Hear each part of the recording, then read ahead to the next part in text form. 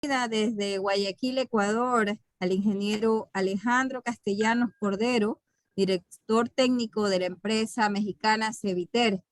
Alejandro, muchas gracias por su predisposición para compartir con el paralelo 2 de pavimentos sobre temas de materiales de pavimentos. Perfecto, muy bien, muchas gracias.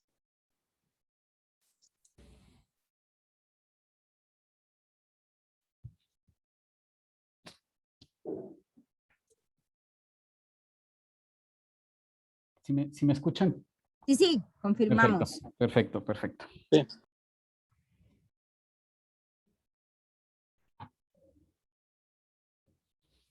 Muchas gracias por la invitación. Pues ustedes me dicen si nos arrancamos, si esperamos algo, como ustedes me digan. Sí, en honor al tiempo y a su puntualidad, ingeniero, ya podemos comenzar. Usualmente la clase es hasta las 6 de la tarde, o sea, 2 horas, pero estamos prestos a la disponibilidad que usted tenga. Perfecto. Pues vemos, más que nada, me preocuparía más bien que de pronto no nos alcance el tiempo. La verdad es que todo es muy extenso. Siempre Así es. cualquier tema que se toque, se antoja que siempre se puede profundizar más y siempre faltará tiempo para verlo, ¿no? Así es, usted nos indica cómo desea que sea la modalidad, si de pronto anotamos las preguntas en el chat o como sea, ya estamos a su disposición y para aprender y compartir de su experiencia. Perfecto, yo no tengo problemas. Si de pronto nos extendemos un poco más, nos extendemos. Si hace falta, igual, por ahí me acelero un poquillo, vemos ya cercano a la hora, y si por ahí hay varias preguntas, pues las atendemos. Por mí, si se lleva un poco más de las 2 horas, no tengo el mayor inconveniente.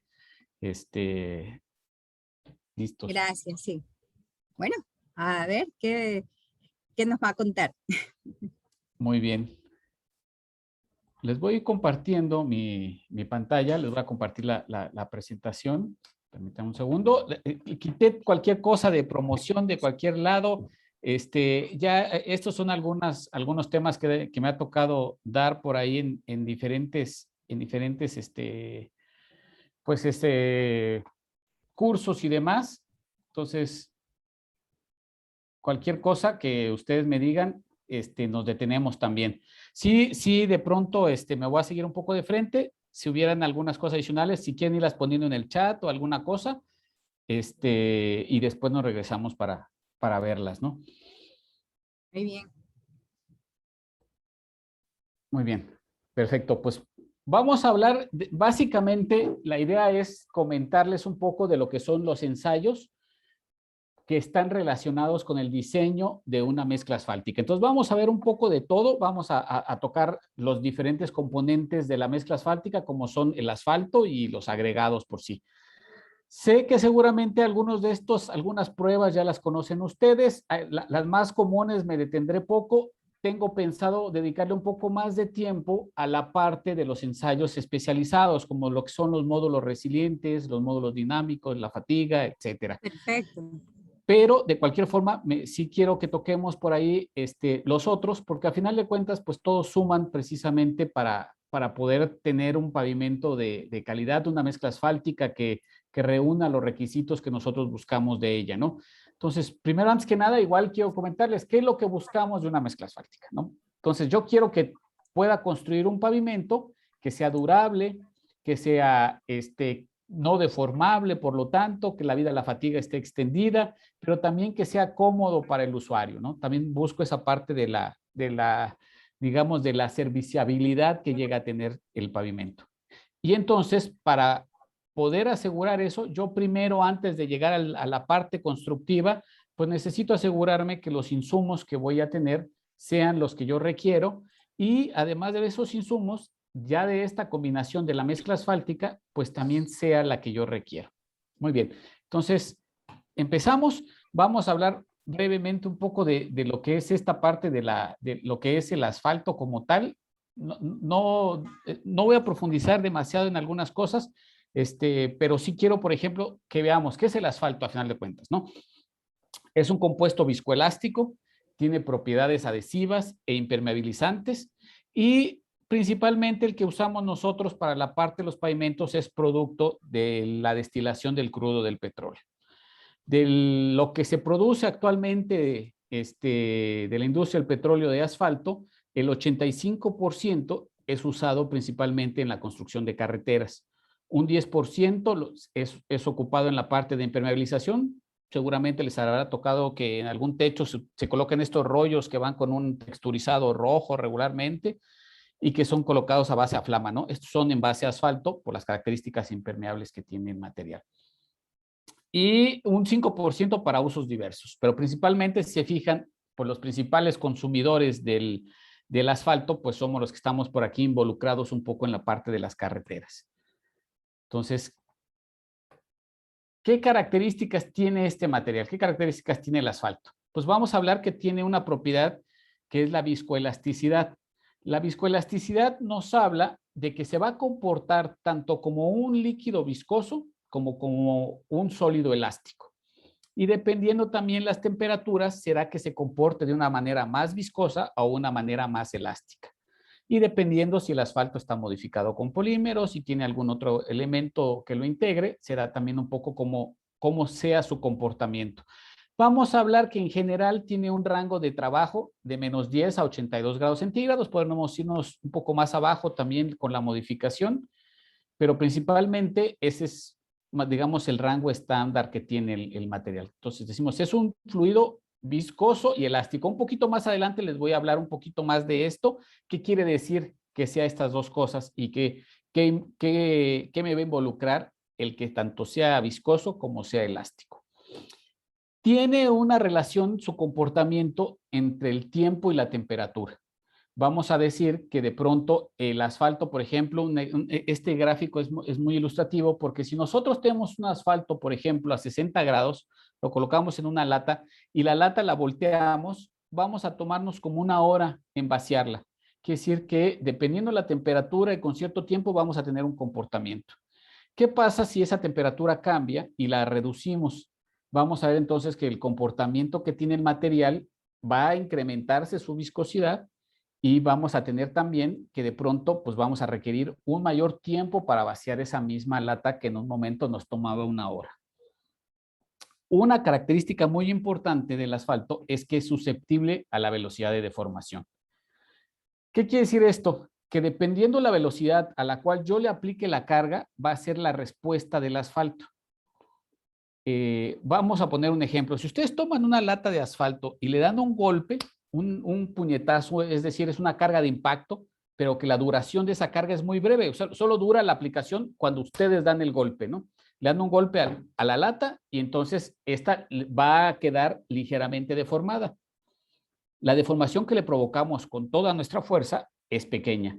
Si nosotros ahora, en lugar de hacer esto, lo que hacemos es que dejamos una moneda de cualquier valor, una moneda colocada solo sobre el asfalto, sin que le apliquemos ninguna carga adicional, solo el peso de la pura moneda, y lo dejamos ahí y regresamos del viernes al lunes, veremos que la moneda se ha introducido un poco y ha penetrado un tanto y que ha deformado al asfalto en mayor cantidad que el golpe que le dimos nosotros.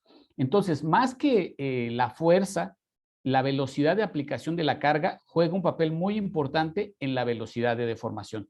Sí, si yo tengo mayor carga, si en lugar de la moneda le coloco un metal más pesado y la dejo también todo ese tiempo, también va a incrementarse la deformación. Pero en esta parte es importante el verlo y tener claro que la velocidad de aplicación de la carga va a tener efecto en la deformación que tiene el asfalto. Es muy importante cuando nosotros estamos pensando en el diseño de un pavimento o de una mezcla que va a ser colocada en vías de baja velocidad, en zonas en las cuales hay un crucero y yo tengo que reducir la velocidad. Es una zona urbana en la cual viajan los vehículos a baja velocidad, es una zona de peajes, es una zona en la cual por alguna razón hay una reducción en la velocidad. En esos puntos el pavimento se me puede deformar más que si los vehículos, aunque sean pesados, están transitando a una velocidad elevada.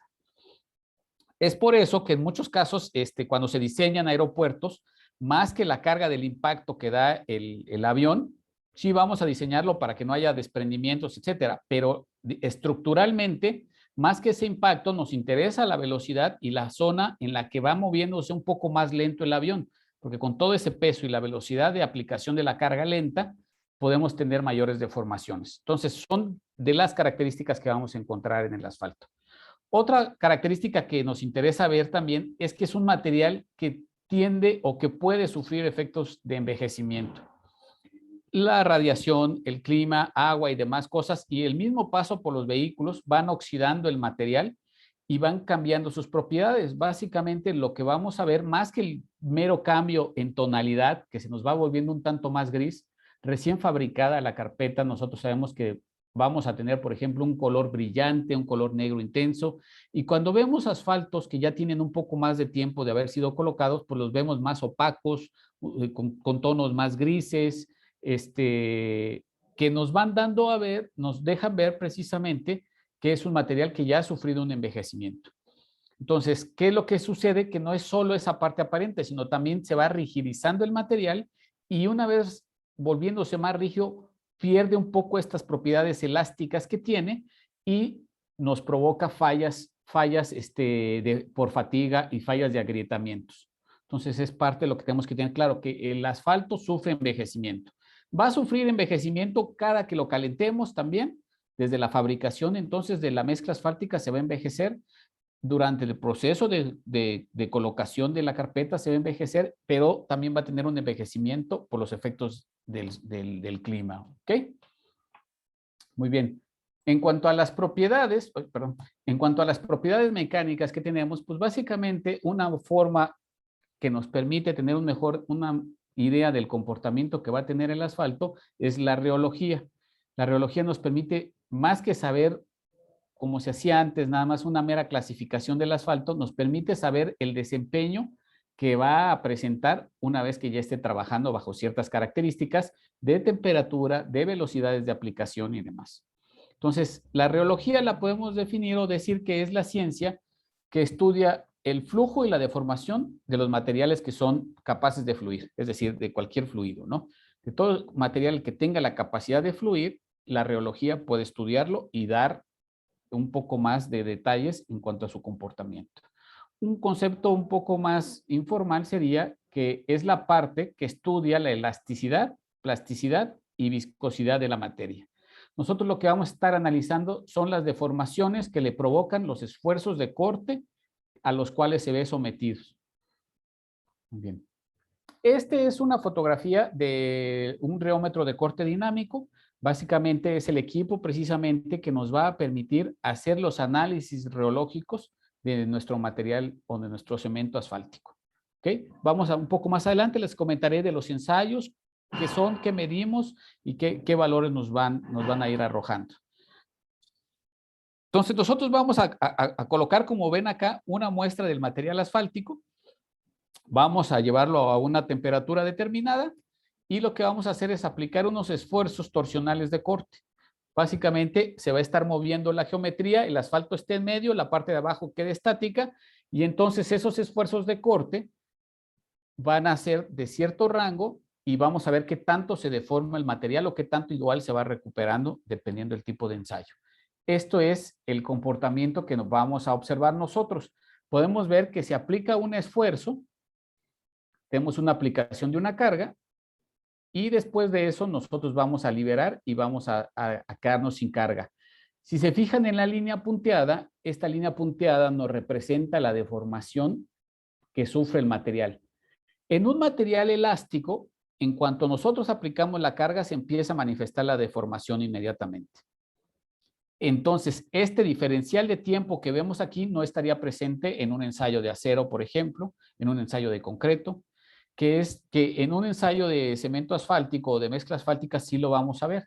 Vamos a encontrar que hay un diferencial en el momento tanto de que se aplica la carga y se empieza a deformar, como desde que se retira la carga y se recupera el material. ¿Ok? Entonces, ¿esto qué quiere decir o qué información nos da este diferencial? Este diferencial nos va a estar dando lo que se le conoce como el ángulo de fase, que es básicamente obtenido de esta fórmula, a partir de la frecuencia a la cual se están aplicando los esfuerzos por 2 veces pi y este diferencial de tiempo. ¿Qué me dice? Yo puedo obtener el módulo del material a partir nada más de los esfuerzos y las deformaciones, ¿no? De las magnitudes de los esfuerzos y de las magnitudes de las deformaciones. Con eso obtendría yo el valor del módulo de elasticidad o del módulo de corte, que en este caso es el que aplica para el asfalto. Pero yo puedo obtener dos materiales que tienen el mismo módulo, pero que no necesariamente van a tener el mismo comportamiento. Supongamos que tenemos dos materiales que tienen ángulos de fase diferentes, uno con un menor ángulo de fase, otro con un mayor ángulo de fase. Lo que me dice esto es que un material se va a comportar más elástico o más viscoso.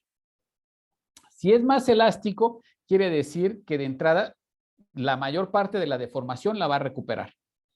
Si es más viscoso, me dice que va a recuperar una parte, pero no toda. Si yo lo llevara al extremo, por ejemplo, y el ángulo de fase fuera completamente cero, sería, como les decía, un ensayo de acero en el cual no hay diferencial de tiempo. En cuanto lo aplico, la carga se deforma y entonces sería completamente elástico. Ingeniero, disculpe que le interrumpa. ¿Cómo Dígame. sería el gráfico si fuera cero? Si fuera cero, estaría completamente horizontal. Porque hay ruptura inmediata. Más que ruptura, es que en cuanto aplico carga, hay deformación. Allá, más por la fluidez ya. Exactamente. Más que lo que hace, lo que me está diciendo es, estos ensayos incluso son regularmente, tanto los que vamos a hacer al asfalto como los que vamos a hacer a la mezcla asfáltica, son regularmente no destructivos. Yo puedo volver a ensayar este material y de hecho en la clasificación de asfaltos, por ejemplo, lo vamos corriendo a diferentes temperaturas. El mismo material se prueba, digamos, a 64, lo calentamos y lo probamos a 70, lo calentamos y el material sigue sin presentar ningún problema. No es a la falla realmente el ensayo. ¿Qué es lo que me dice? Más que nada que en cuanto yo aplico carga, deforma. No hay un desfase en esto. Déjenme ver si les voy a cambiar mi puntero en esto para que vean. Aquí esto es a lo que me refiero. No hay un desfase. Cuando es viscoso, vamos a tener este desfase. Este desfase se nos va a dar, este delta T va a estar presente. Yo aplico la carga, pero en cuanto al tiempo, no inmediatamente empieza a deformar, sino pasa una fracción de segundo. Y después que retiro la carga, si ven acá, se retira la carga y todavía hay una recuperación del material que viene después de. Este diferencial, esto es lo que me va a ir marcando qué tanto o qué tan viscoso va siendo mi material. Si fuera cero, estaría completamente acá, horizontal completamente. Y una gráfica estaría superpuesta a la otra en este esquema. Entonces, ahora, entre más viscoso lo vaya haciendo, es decir, entre mi ángulo de fase vaya creciendo más y más y más, va a ser también un asfalto más deformable, que además voy a notar que de pronto no va a recuperar toda la deformación que yo le aplique. Entonces, yo le aplico la deformación y voy a tener ya una deformación permanente que va a quedarse el material. Entonces, lo que busco es que sea un material, pues, lo más elástico con módulos elevados, pero que no sea tan rígido también, que vamos a tocarlo un poco más adelante. ¿Ok? Está bien. Muy bien. Bueno, esas son, digamos, las características. Antes de entrar un poco más ya, digamos, a esa parte, quisiera echarme un poco para atrás para que veamos un poco la parte de la historia. Vamos a decir que, por ejemplo, empieza los usos del cemento asfáltico, se empiezan a popularizar de ahí a finales de los años del siglo XIX, de 1800 y tantos. La primera avenida importante que se asfalta es la avenida Pensilvania, que es la que cruza ahí en la Casa Blanca, y se hace en 1876. Entonces ya se empiezan a usar los asfaltos y a medida que se van usando un poco más y más y más, pues surge la necesidad de irlo clasificando para ir definiendo si qué tan bueno es o qué no tan bueno. Para 1910 surgen pruebas de clasificación del asfalto para clasificarlo por un ensayo de penetración.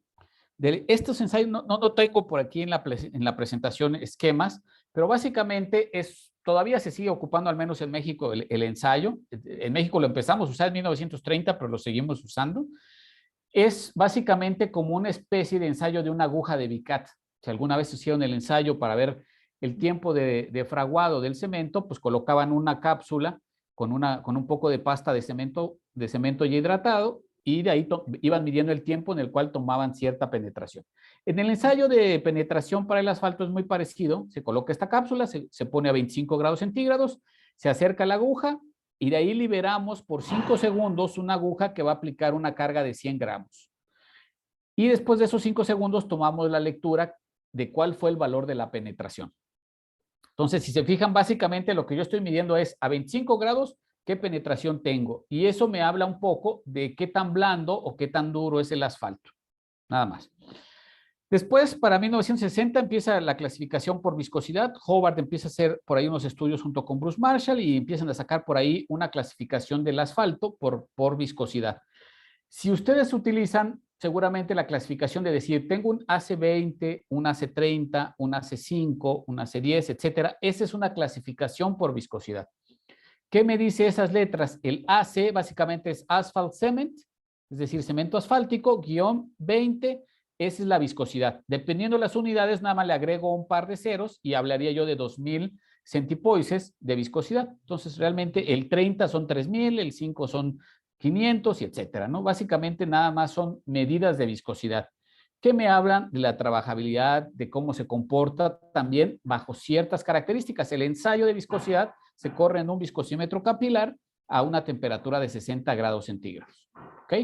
En México lo empezamos a usar más por ahí de 1990 ya en forma, ya con una cierta normativa. Y para el año del 93, en Estados Unidos sacan lo que es este Sharp, que saca una serie de estudios en la cual clasifican el asfalto ahora por grados de desempeño. Este PG quiere decir Performance Grade, grado de desempeño, y que ya me habla un poco más del comportamiento que tiene el asfalto.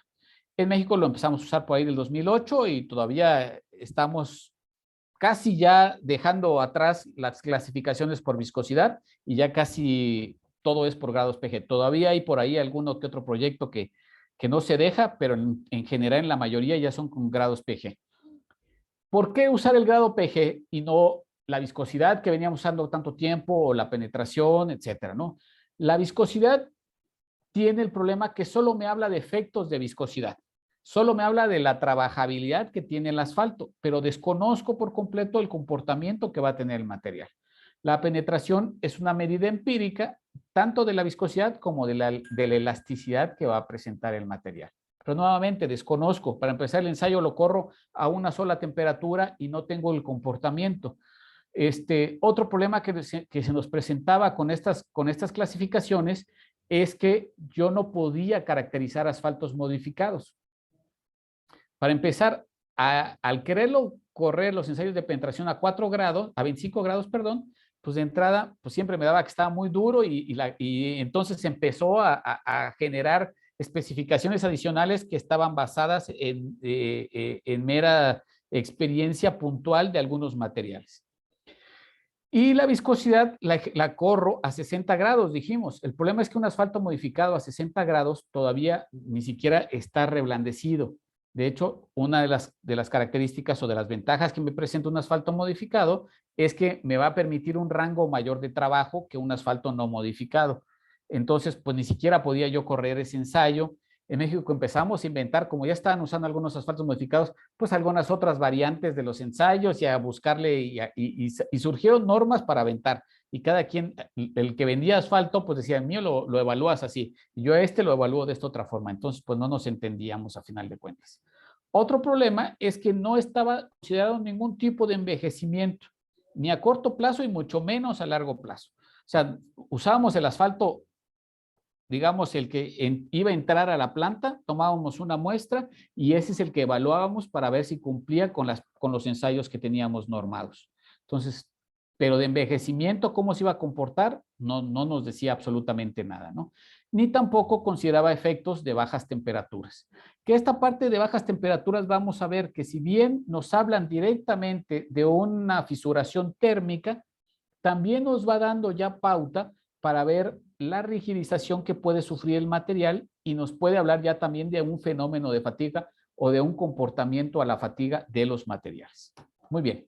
Entonces, para clasificar el asfalto por su grado PG, nosotros vamos a tener una serie de ensayos y lo que buscamos con estos ensayos es que nos traten o que busquemos simular en la medida de lo posible, las temperaturas y las condiciones de envejecimiento similares a las cuales se va a estar sometiendo una vez que lo tengamos puesto en tramo, ¿no? Una vez que va a entrar a la planta, se va a calentar y de ahí va a tener esto. Después, cuando ya esté puesto en condiciones de servicio, va a estar bajo ciertas condiciones, etcétera. Entonces, lo que se busca un poco en esta parte de los asfaltos clasificados por grados PG es que se unan ensayos que nos permitan evaluar el asfalto bajo estas condiciones. Muy bien.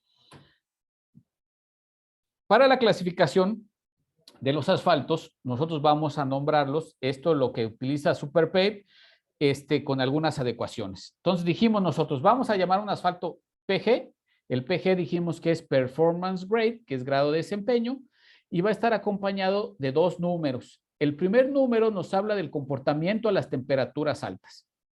Nos va a decir cuál es la temperatura, el comportamiento, hasta qué temperatura voy a tener un buen rango de trabajo. Abajo de esto se comporta bien, ¿ok? Pero tengo un rango inferior también, en este caso de menos 22 grados centígrados, que es hasta el cual yo también sé que se va a comportar bien. Mucho más abajo de esto también ya me puede empezar a presentar problemas de fisuración térmica, ¿ok? Y en México acabamos de, hace un par de años, fue en el 2018, incluimos esta letra que es un ajuste al grado PG por la intensidad de tránsito y por la velocidad. Y para su evaluación utilizamos el ensayo de CRIP repetido multiesfuerzo, el MSCR, donde se obtienen los parámetros que es el JNR y el RE. Entonces, básicamente es, digamos, un poco de lo último que han estado implementando también en Estados Unidos y que nos sirve para ajustar precisamente el grado de desempeño. Aunque regularmente vamos a encontrar nosotros, pues solo las dos letras, dependiendo de en qué parte y cómo esté la normativa, podemos encontrar solo dos letras o que se incluya ya la letra esta, perdón, solo dos números o que se incluya esta letra. En el caso de México es un ajuste por tránsito y velocidad. En su Ingeniero, dígame usted. disculpe una consulta. Ustedes en una lámina anterior vi, creo que desde el 93 ya estaban con normativa de grado PG en México. No, en México desde el 2008. Desde el 2008. Desde el Ya, 2008. En el ya. 93 surge el PG, pero surge en Estados Unidos como SuperPEP. Acá Ya. desde el 2008, que ya son 13 años de cualquier forma. Los diseños de mezcla también a base de esta clasificación. Sí. Solo el comentario porque nosotros seguimos con grado de viscosidad, por si acaso. Entonces, Sí. como acá para hacer el contexto con los muchachos. Está bien. La verdad es que fue difícil. La verdad es que en México tardamos desde el 2008, les puedo decir que hasta el 2019, yo creo, es donde ya del 2019 para acá es casi el 99.9% de los proyectos que salen ya son precisamente con esta solicitud del grado PG. En ese lapso, pues se fue incrementando, eran un par de proyectos, eran solo las carreteras principales, las arterias de mayor importancia de la red, eran las que se pedía un asfalto con clasificación grado PG. Y que en un inicio, pues la gente lo veía como que, es que es un asfalto especial para esos proyectos. Cuando realmente esto es una mera clasificación. Un AC20 es un PG 64-16 seguramente. Esa es la clasificación. Un AC20, si yo lo evalúo, me va a dar seguramente un 64-16. Dependiendo de la refinería y del lugar, a veces me podrá dar el 64-22 o incluso podría yo tener hasta un 70-22, pero es raro. Pero a final de cuentas es una clasificación. Yo puedo poner en esta canasta a cualquier asfalto y ya nada más de ahí decir, este va para acá, pero es una mera clasificación. Así como los clasificaba por viscosidad, ahora los voy a clasificar por su desempeño y por el rango de trabajo que tenga el asfalto. Y es para cualquier tipo de asfalto. ¿Okay? Sí, como comentario también, acá en Ecuador, si bien hay una INEN de PG, en realidad la producción como tal y la hoja esta del reporte de las características del asfalto están a base de la de grado de viscosidad. Solo. En Ecuador. Sí, sí. Y es una labor ardua el cambiar las cosas. La verdad es que tiene que haber, pues ahora sí que de muchos actores el que estén convencidos de las bondades de esto, porque también representa, vamos a ver ahorita justo a continuación, los ensayos que se requieren para esto, y son equipos costosos.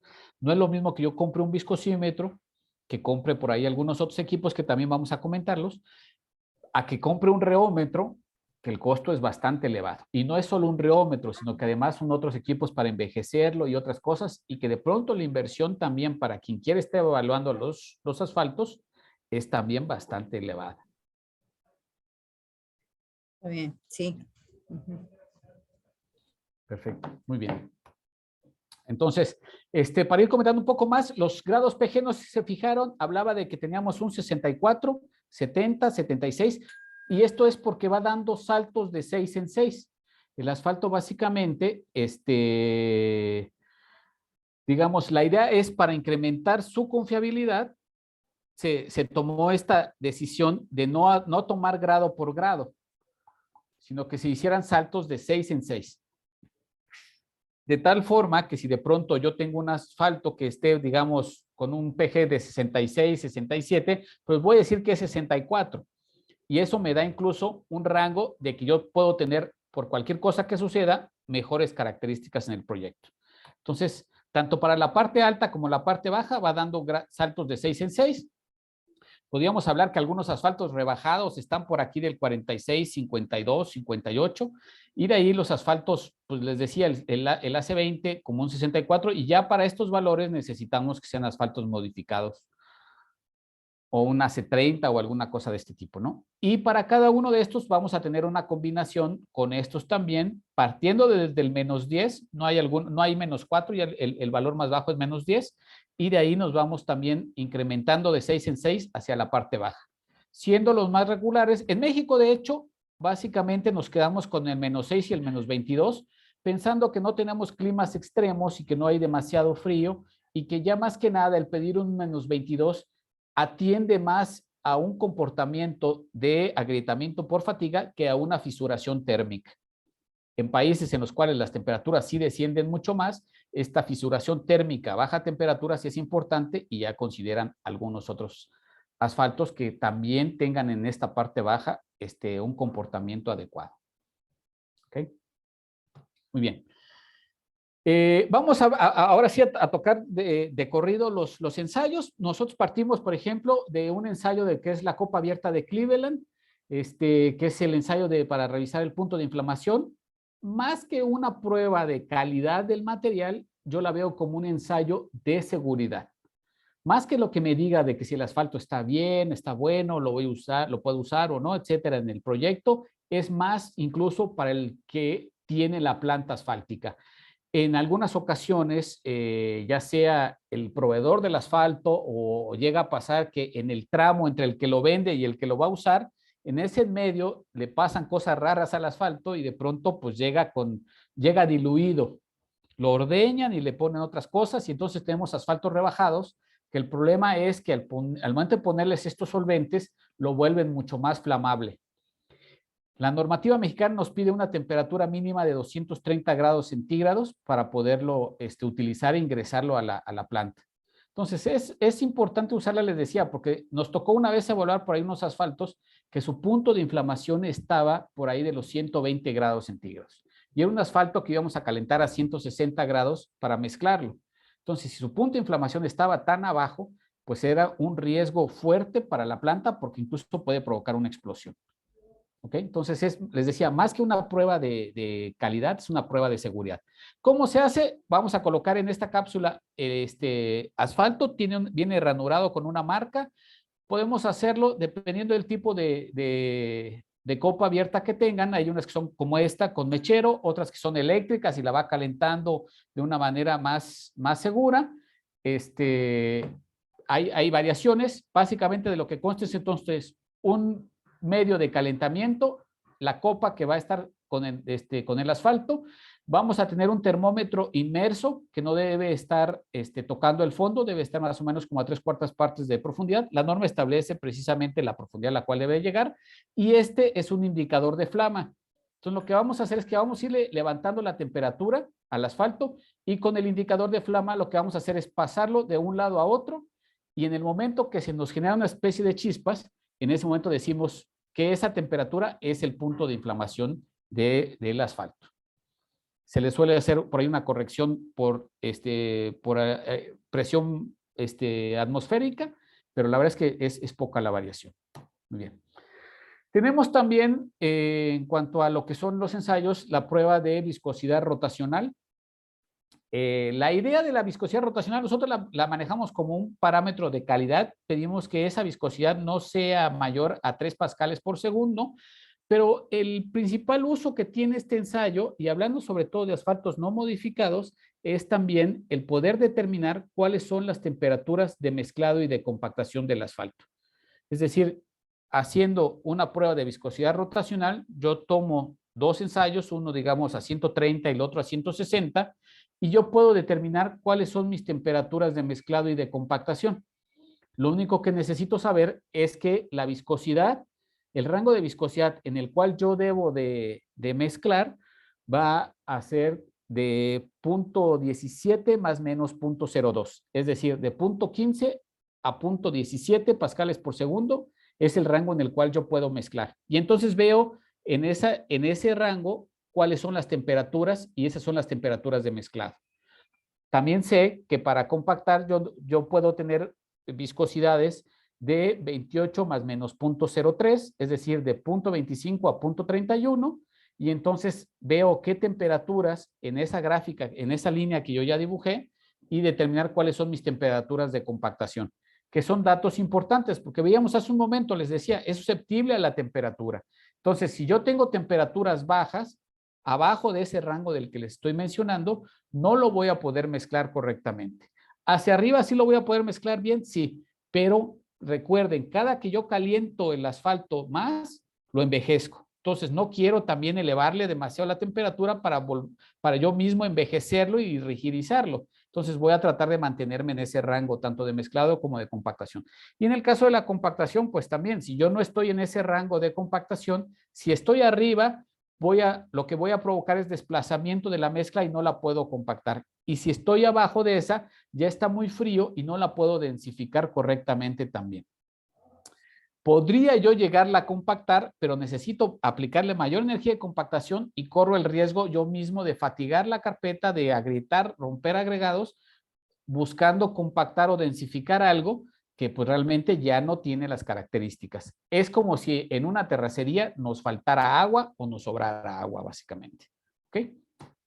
Muy bien, esos son los usos de esta. Tenemos otro ensayo que es el de punto de reblandecimiento. Básicamente, a nosotros en México siento que de pronto se nos quedaron algunos ensayos que eran de otros momentos y que tenían otras funciones, pero pues la verdad es que las dejamos todos en la normativa, ¿no? Este ensayo de punto de reblandecimiento, básicamente lo que vamos a hacer es colocar dentro de estos anillos una muestra de asfalto, le colocamos el balín y de ahí lo que vamos a hacer es levantarle la temperatura y en el momento que el asfalto se nos cuelgue y toque esta barra metálica, vamos a tomar la temperatura y ese es el punto de reblandecimiento.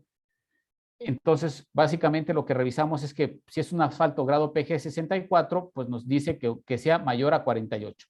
Si tengo cualquier otro PG superior a 64, me pide que sea arriba de 55 grados. Es decir, que no sea tan blando para que la temperatura sea baja y le afecte. ¿Ok? Sí, ingeniero, le cuento que Sí. nosotros también mantenemos este ensayo, sí, aunque se llama punto de ablandamiento en Ecuador. Pero la costumbre es para mantener, para chequear qué aspectos físicos del almacenamiento del asfalto en las plantas. ¿Por qué lo mantenemos? ¿Por qué lo mantienen ustedes en México? Creo que acá es para hacer un control justamente de ese punto en la parte de los calderos, donde Sí. están el asfalto. Así es. Básicamente igual, nosotros es precisamente para el tanque de almacenamiento en planta, donde están los tanques regularmente se mantienen a una cierta temperatura y la idea es precisamente ver cómo van a fluir o cómo se va a comportar, perdón, precisamente dentro del tanque el material. Y es básicamente eso. Y les digo, muchas de estas incluso no nos habla realmente precisamente mucho de la calidad del asfalto al momento de que va a ser colocado, sino es más bien para la planta ver el comportamiento que puede tener y cómo se va a comportar ya dentro del tanque para que pueda ir fluyendo y que pueda salir y que se pueda tener de cierta forma, ¿no? En el caso nosotros lo ocupamos más que nada para ver a qué temperatura yo lo debo de mantener para que pueda precisamente vaciarlo, moverlo, transportarlo y estarlo manipulando, más que nada. Pero nosotros le ponemos ciertos rangos que necesitan mínimo ciertas temperaturas o ciertas características, cuando de pronto pues no necesariamente nos habla de la calidad del material como tal. Y sobre todo si tenemos asfaltos modificados, vemos que estos rangos, la verdad es que es difícil que un asfalto modificado con poco, incluso con porcentajes básicos de algún polímero, no cumpla con esta propiedad por las mismas características que es el polímero el que le está dando esto, ¿no? No sé si allá lo ocupen igual, con el mismo sentido. Sí, ingeniero, justamente por eso quería chequear, porque no se asuste, pero todavía nosotros diseñamos con Marshall. Entonces, este de aquí también es clave en los requisitos de control. Sí, y la realidad es que estoy seguro que les pasa como, la verdad es que a nosotros no crean que llevamos 50 años ya haciendo otras cosas, es poco y ha sido paso a paso que se ha ido cambiando algunas cosas, pero les decía, incluso hay muchas pruebas que hasta el 2018 hacíamos una cantidad espantosa de ensayos al asfalto y muchas eran pruebas que servían para otros momentos y que medían cosas diferentes cuando no estábamos evaluando ya el desempeño del asfalto. Pero entonces empezamos nosotros a evaluar desempeño más las pruebas viejas y de pronto era una cantidad, es todavía una cantidad alta de ensayos que se le hacen, cuando algunas cosas son deberían de ser más, por ejemplo, el de la planta que se le haga, pero no debería de ser un parámetro de aceptación o de rechazo. O sea, por ejemplo, si no cumple el punto de inflamación, debe ser el de la planta el que diga, no, yo no lo voy a meter a mi tren de trabajo, pero no va a ser el constructor el que le importe eso, porque no le dice nada del comportamiento que va a tener el material, ¿no? Sino son otras cosas las que a cada uno le debe de interesar y medir y son como que en diferentes momentos, ¿no? Inge, ¿cuál es su postura con relación a un monitoreo más amplio del ligante exclusivamente o de la mezcla? Porque justo estuvimos conversando con otro expositor en el que sugería que más que el análisis a la mezcla como tal, debía ser al ligante porque era la materia prima que aglomeraba la mezcla. Y un poco mi criterio de lo que había estudiado era, bueno, ambos son importantes, ¿no? Pero más la mezcla porque al final es el elemento estructural que aporta al pavimento. ¿Cuál es su opinión? Es complicado. Yo creo que a lo que deberíamos de llegar en un momento dado es precisamente hacer evaluaciones más al ligante, sí evaluar de pronto algunas características de la mezcla y con eso pues ya tendríamos, digamos, toda la radiografía. El problema es que al menos creo que en Ecuador será algo parecido, pero al menos aquí en México, el problema es que hay muchos cabos sueltos y que necesitamos policías y revisores en todo el proceso y en todo lo que estamos haciendo. Se requiere una revisión constante del asfalto, la cual no tendría que ser tanta si pudiéramos garantizar que la fuente es muy uniforme. Entonces, realmente podríamos espaciarla, revisar un autotanque al principio, otro en medio, otro al final y listo. No, aquí en México revisamos cada autotanque porque pasa que de pronto no cumplen. Dos llegan bien, el tercero no, otros dos bien y va haciendo una cosa y tenemos que estar revise, revise, revise, revise.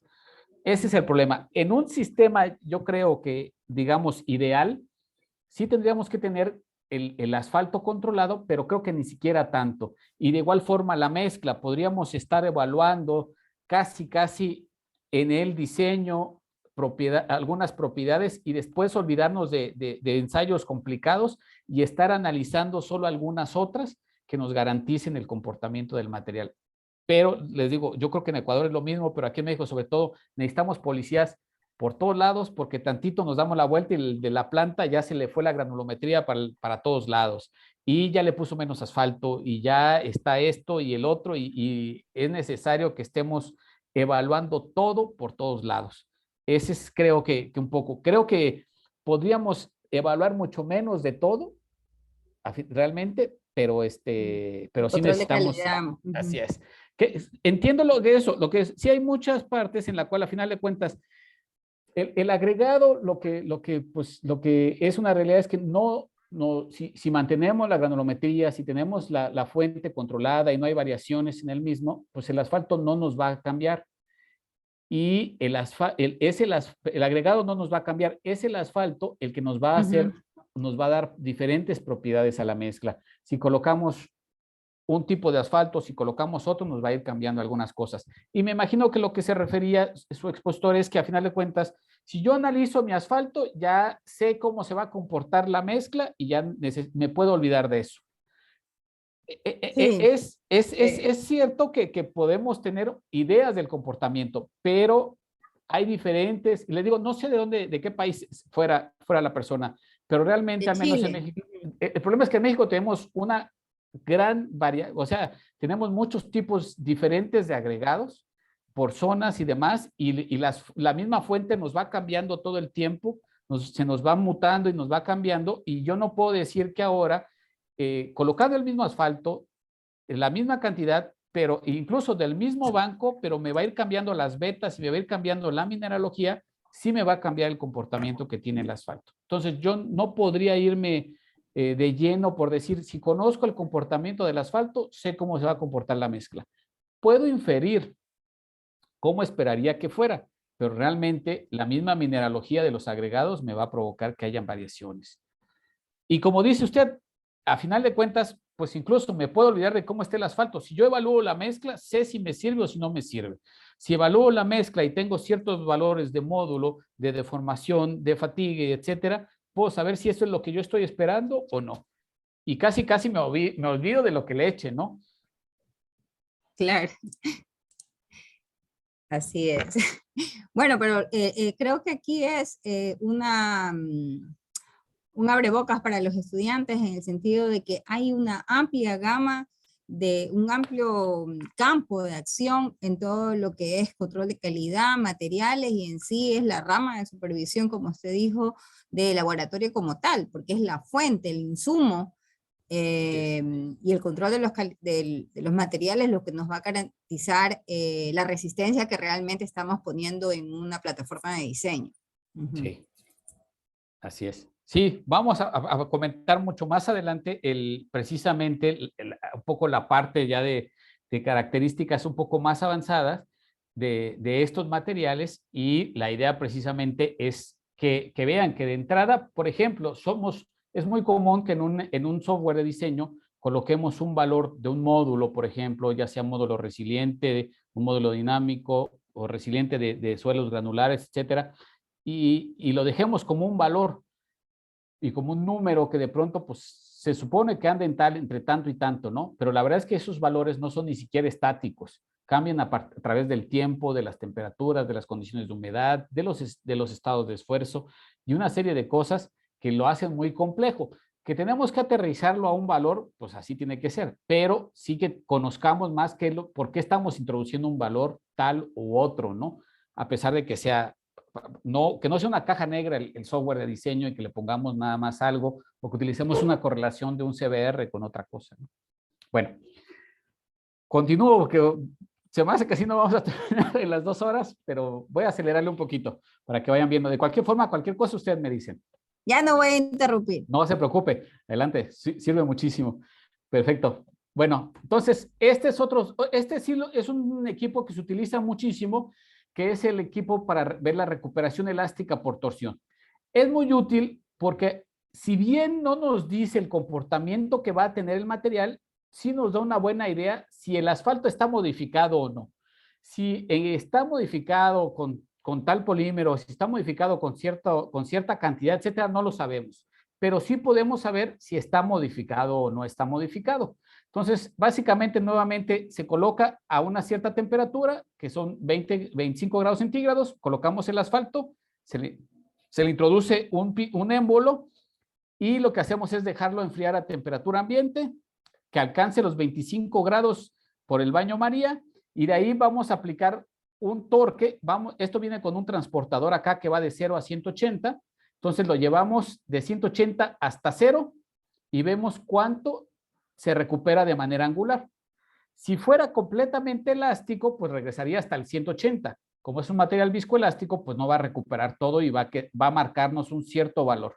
Entonces, lo único que hacemos es convertir ese valor a un porcentaje, y en México el valor mínimo aceptable es de un 35% de la recuperación. Si llegara hasta el 180, tendría el 100% de recuperación. Si llegara hasta 90, estamos hablando de un 50% de recuperación. Entonces, básicamente es determinar. Y es muy útil, al menos como una prueba rápida, para saber si el asfalto está modificado o no. Nada más eso nos dice, si fue o no fue modificado. Aquí este es una especie de informe precisamente de lo que son los ensayos de viscosidad rotacional. Y ahora sí, tenemos para la rheología, vamos a tener nosotros que colocamos nuestra muestra de asfalto, la dejamos a temperatura ambiente, la colocamos en el reómetro, y para que, digamos, pase, debemos de tener a la temperatura de ensayo un valor del módulo de corte entre el seno del ángulo de fase superior a 1 kilopascal. Quiere decir que si yo, por ejemplo, no sé qué asfalto es, empiezo en 58, por ejemplo, y lo evalúo. Si el valor me da superior a 1 kilopascal, lo subo a 64 y lo evalúo. Si me vuelve a dar, lo evalúo a la siguiente temperatura y hasta que el valor sea inferior a esto, y entonces en el anterior, pues será el ángulo perdón, el grado PG que tenga en la parte superior. Una vez que, digamos, yo ya evalué, ya tengo estas características, voy a hacer el envejecimiento por el horno rotatorio de película delgada, el RTFO. Bueno, unos muchachos que les doy clase, para que no se olviden, le llaman el RTFO. Entonces, igual les sirve para recordarlo. Es el Rolling Thin Film Oven, horno rotatorio de película delgada. Y la idea del uso de este horno es que nos va a permitir realizar un envejecimiento a corto plazo. ¿Qué es lo que sucede cuando yo transporto el asfalto, lo pongo en los tanques de las plantas y más? Está toda la masa de asfalto caliente. Entonces, cuando yo tengo mucha masa, mucho volumen, el calentarlo no provoca los mismos efectos de envejecimiento. Sin embargo, en el momento que se mezcla con el agregado, el asfalto lo que va a hacer es que me va a cubrir cada partícula de agregado. Y eso me va a generar una película que va a estar cubriéndome al agregado. Y el problema es que ahora sí, en una película delgada, a alta temperatura, el envejecimiento que se da es mayor. Entonces, la idea de este horno es que nos simule precisamente esa película delgada. Yo voy a colocar alrededor de 35 gramos de asfalto, y lo que voy a hacer a estos frascos, le agrego los 35 gramos y lo voy a rolar de tal forma que el asfalto me cubra toda la pared. Lo voy a colocar en el carrusel del horno, lo voy a colocar a 160 grados centígrados y lo cierro y lo dejo envejeciendo por varias horas. Entonces, la idea es que yo simule con este horno ese proceso de envejecimiento por la fabricación y durante la colocación y construcción de las carpetas asfálticas. ¿Ok? ¿Para qué más me sirve este mismo ensayo? Yo voy a tener un peso inicial y un peso final después del ensayo. Y entonces puedo ver que el cambio de masa me debe dar por abajo de un 1%. Si es superior, lo que me está diciendo es que este asfalto perdió ya algunas de las características, que pueden ser algunos de sus componentes, como son la resina, los aromatizantes, pero sobre todo cuando son asfaltos modificados, puede ser que el modificador, al momento de que yo lo meto a calentar a 160 grados, se queme y entonces ya no esté presente en el asfalto. Hay varios modificadores que no resisten la temperatura. Entonces, cuando yo los ensayo aquí en la condición original, me dan muy bien y se comportan perfectamente, y me da que es un PG 70, 76 o lo que sea. Pero en el momento que lo envejezco, se pierde su modificador y entonces ya no me va a dar el comportamiento que espero. Entonces, reviso que la pérdida de masa sea pequeña y que no sea superior a este 1%. Una vez que yo ya lo envejecí con, digamos, lo que me simula el proceso de fabricación, voy a nuevamente a correr una prueba en el reómetro. Ahora, como ya es un asfalto que ya está un poco envejecido, el 1 kilopascal es poco. Entonces, lo que yo voy a hacer es evaluarlo y voy a ver que el módulo de corte del seno del ángulo de fase sea superior a 2.2 kilopascales. Entonces, yo con eso nuevamente hago mi rampa de temperaturas y digo 64, 70, 76 y voy evaluando con cuáles cumple. ¿Ok? Este es un ejemplo, por ejemplo, para un tipo de asfalto en el cual yo tengo los módulos de corte, los senos de los ángulos de fase, hago la división entre el módulo de corte y el seno del ángulo de fase y voy viendo hasta cuál me cumple que sea mayor a 2.2. Si se fijan aquí, en 88, en 82 y en 76 ya no cumple este asfalto. Cumple nada más hasta 70. ¿Estamos de acuerdo? Y tendría yo, en este caso, este asfalto, por ejemplo, esta característica que a 64 es mayor a 1, a 70 ya no, aquí solo me cumple el 64 y en este el 64 cumple y el 70 cumple. ¿Qué es lo que hacemos para decir qué tipo de asfalto, cuál es la clasificación superior? Tiene que ser en la que en los dos ensayos me cumpla. Aquí el 70 sí me cumple acá, pero aquí no. Entonces es 64, porque el 64 sí me cumple acá y sí me cumple acá. ¿Ok? Muy bien, sería este el que cumple, ¿no? Aquí cumplen los dos, pero pues solo el 64 cumple en ambos. Muy bien, entonces diríamos que es un asfalto grado PG 64. Después de eso, necesitamos hacer ahora un envejecimiento a largo plazo. Dijimos que lo que queremos con estos ensayos es ver que precisamente el asfalto o estos ensayos nos simulen lo que le va a pasar. Entonces, con esta vasija de envejecimiento a presión o Pressure Agent Vessel, básicamente lo que hacemos es ahora, le vamos a colocar presión y le vamos a hacer circular aire y le vamos a colocar un vacío y entonces todo ese proceso lo que hace es que nos simule el envejecimiento a largo plazo. Lo que le estaría pasando, cómo se rigidizaría el asfalto por ya estar en condiciones de servicio. ¿Ok? Entonces, lo que hacemos es colocamos del asfalto que envejecimos por el RTFO, lo vamos a colocar en estas charolitas, los introducimos acá adentro y de ahí ponemos a envejecer y a correr lo que es la olla de envejecimiento a presión. Y eso nos va a dar a generar un asfalto todavía más envejecido. ¿Qué hacemos? Nuevamente evaluamos en el reómetro. Ahora, si se fijan, lo que vamos a estar evaluando estas son de 25 milímetros, las que ensayamos en el original y en el envejecido. Para lo que es el envejecido por PAP, vamos a colocar una geometría de 8 milímetros. Las pruebas son más chiquitas. Y ahora, en lugar de estar probando el módulo de corte entre el seno del ángulo de fase, los voy a multiplicar. Y como ya es mucho más rígido, ahora lo que quiero ver es que no sea tan rígido. ¿A qué voy? Que ya no voy a estar midiendo al principio que se me puede deformar, sino que ya como lo estoy midiendo envejecido, se me va a rigidizar por el envejecimiento. Quiero que no sea tan rígido de tal forma que se me vaya a fatigar pronto. Entonces busco que ese valor esté por abajo de estos 5000 kilopascales. Para determinar la temperatura baja del asfalto, necesitamos otro reómetro que es el de viga a flexión, el Bending Beam Rheometer, en el cual vamos a fabricar unas vigas de asfalto. Este es el molde en el cual aquí se está fabricando esta viga. Se coloca en este reómetro. Este no se alcanza a apreciar acá, pero va inmerso en alcohol, porque lo que voy a hacer es correr el ensayo a bajas temperaturas. El ensayo se corre 10 grados por arriba de la temperatura que yo quiero evaluar. Por ejemplo, si quiero saber si es un PG menos 16, lo corro a menos 6 grados. Si quiero saber si es un asfalto menos 22, lo voy a correr a menos 12 grados. Entonces, el ensayo se corre 10 grados por arriba de la temperatura a la cual yo quiero evaluar. Y lo que voy a estar evaluando es la rigidez del material, que busco que no esté tan rígido y que por lo tanto esté por abajo de los 300 megapascales y que la pendiente que me forma, al momento de que la estoy flectando, aquí se le aplica una carga y se flecta la viga, que sea superior a 0.3. Esas son los dos valores que voy a estar midiendo y entonces en la temperatura que me cumple estas dos características, esa es la temperatura de la parte baja de mi clasificación del asfalto.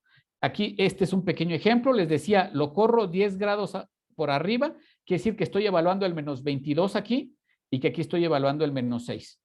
Entonces veo, la rigidez tiene que ser inferior a 300. En ambos casos cumple, ¿no? En ambos casos es inferior a 300. Quiere decir que los dos podría cumplir como menos 12 sin problema también. Pero me pide que la pendiente sea superior a 0.3. En el menos 22 no me cumple, pero en el menos 6 sí me cumple, en el menos 16 sí me cumple. Por lo tanto, su grado PG sería de menos 16. ¿Ok? Rápidamente, de corrido, esta es la secuencia que nosotros realizamos para clasificar o evaluar un asfalto. Vamos a tener al asfalto original, es decir, no le echo nada, es tal cual me llega de los embarques, el que me trae el autotanque que voy a introducir a la planta. Voy a correrle el punto de inflamación, la viscosidad rotacional y la prueba de rheología con geometría 25 milímetros del asfalto sin modificar. Estos son los parámetros, dijimos, me debe ser inferior a 230, perdón, debe ser superior, esto está al revés. El punto de inflamación debe ser superior a 230 grados centígrados. La viscosidad debe ser sí inferior a 3 pascales por segundo y dijimos que el módulo de corte entre el centro del ángulo de fase a la temperatura que quiero evaluarlo debe ser superior a 1 kilopascal. Después envejezco por el RTFO, analizo el cambio de masa que sea inferior a un 1%, evalúo también en el reómetro y debe ser ahora superior a 2.2, de ahí voy a envejecer por PAP.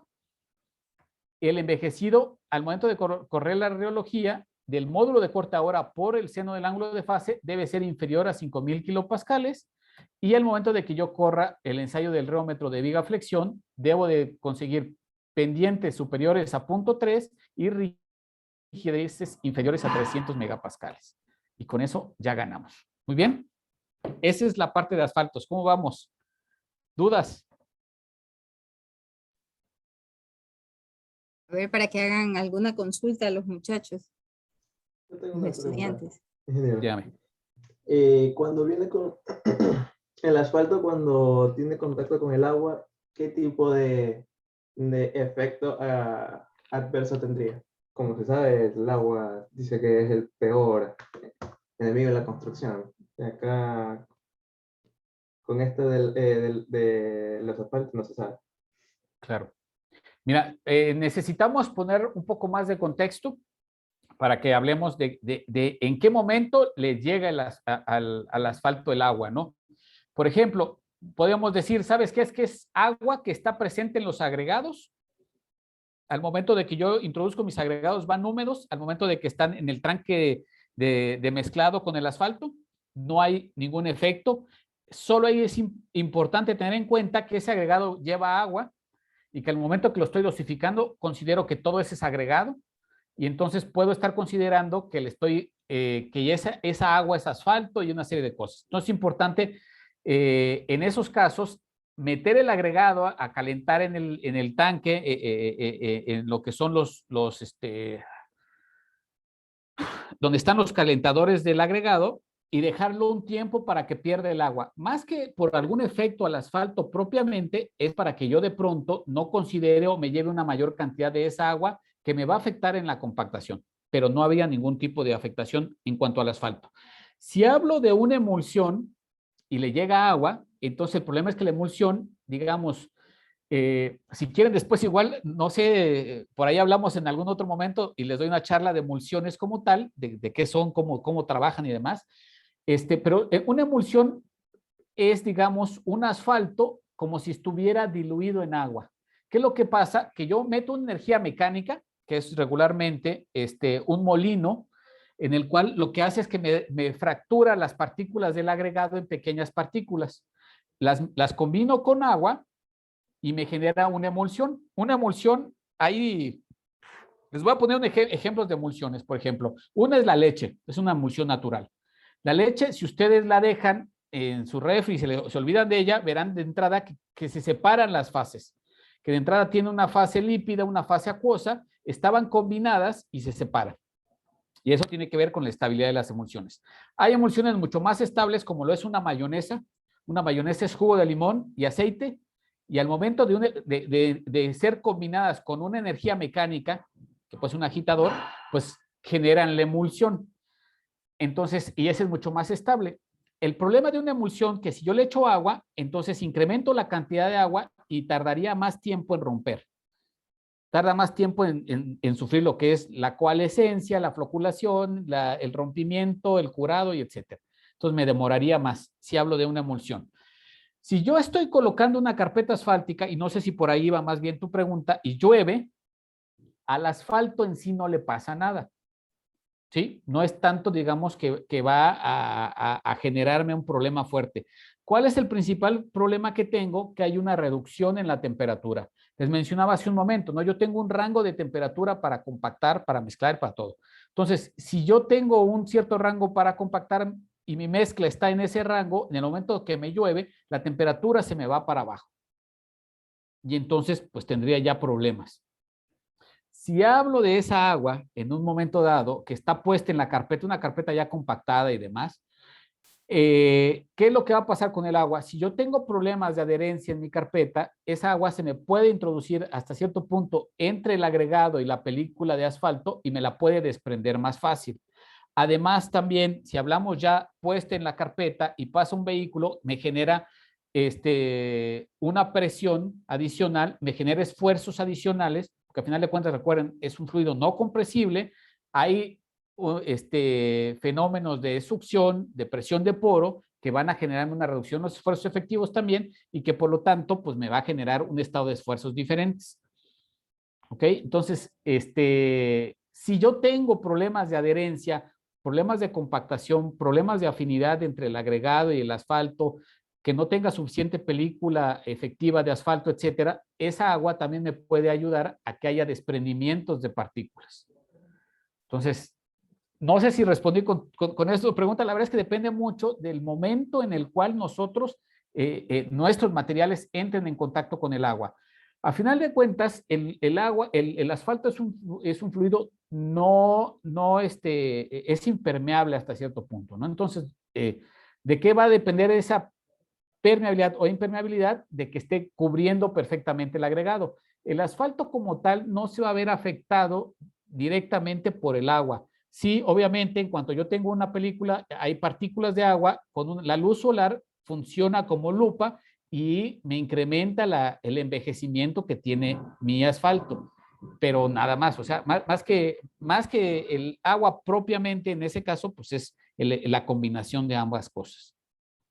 ¿Sí?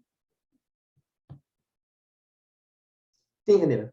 Gracias. Perfecto. Traté de abarcar todas las posibles intervenciones. La verdad es que sí hay mucho cuidado que tener con el agua, con los drenajes y con otras cosas. Y tenemos que tener claro también, por ejemplo, en nuestras capas, qué función queremos que tengan. Por ejemplo, si yo quiero que la capa tenga una función drenante porque tengo problemas de acuaplaneo y que se me filtre, pues necesito mezclas abiertas. Pero yo necesito cuidar de que la idea es que el agua va a estar ahí, pero que haga lo que yo quiero, que se vaya por donde yo quiero, no que me penetre la estructura, sino que me permita sacarla de la estructura y conducirla a las obras de drenaje, ¿no? Muy bien. Vamos rápido entonces, ahorita empezamos con los agregados, me voy a ir un poco más rápido porque estas son pruebas que seguramente ya conocen ustedes y que tienen más que dominadas. Algo básico en los agregados y en cualquier material va a partir de la toma de la muestra. No la puse aquí, por ahí tengo incluso un video, pero la verdad es que si no también nos vamos a muchísimo más tiempo. El muestreo es básico y clave en cualquier cosa que analicemos. Si yo hago un mal muestreo de mis materiales, si hago un mal muestreo de emulsión, de asfalto, de agregados, de mezcla, de lo que sea, pues de entrada voy a estar analizando algo que no es representativo de lo que yo voy a estar usando. En el caso de los agregados hay igual, bueno, en todos los materiales hay normativa precisamente para definir cómo se deben de hacer estos muestreos.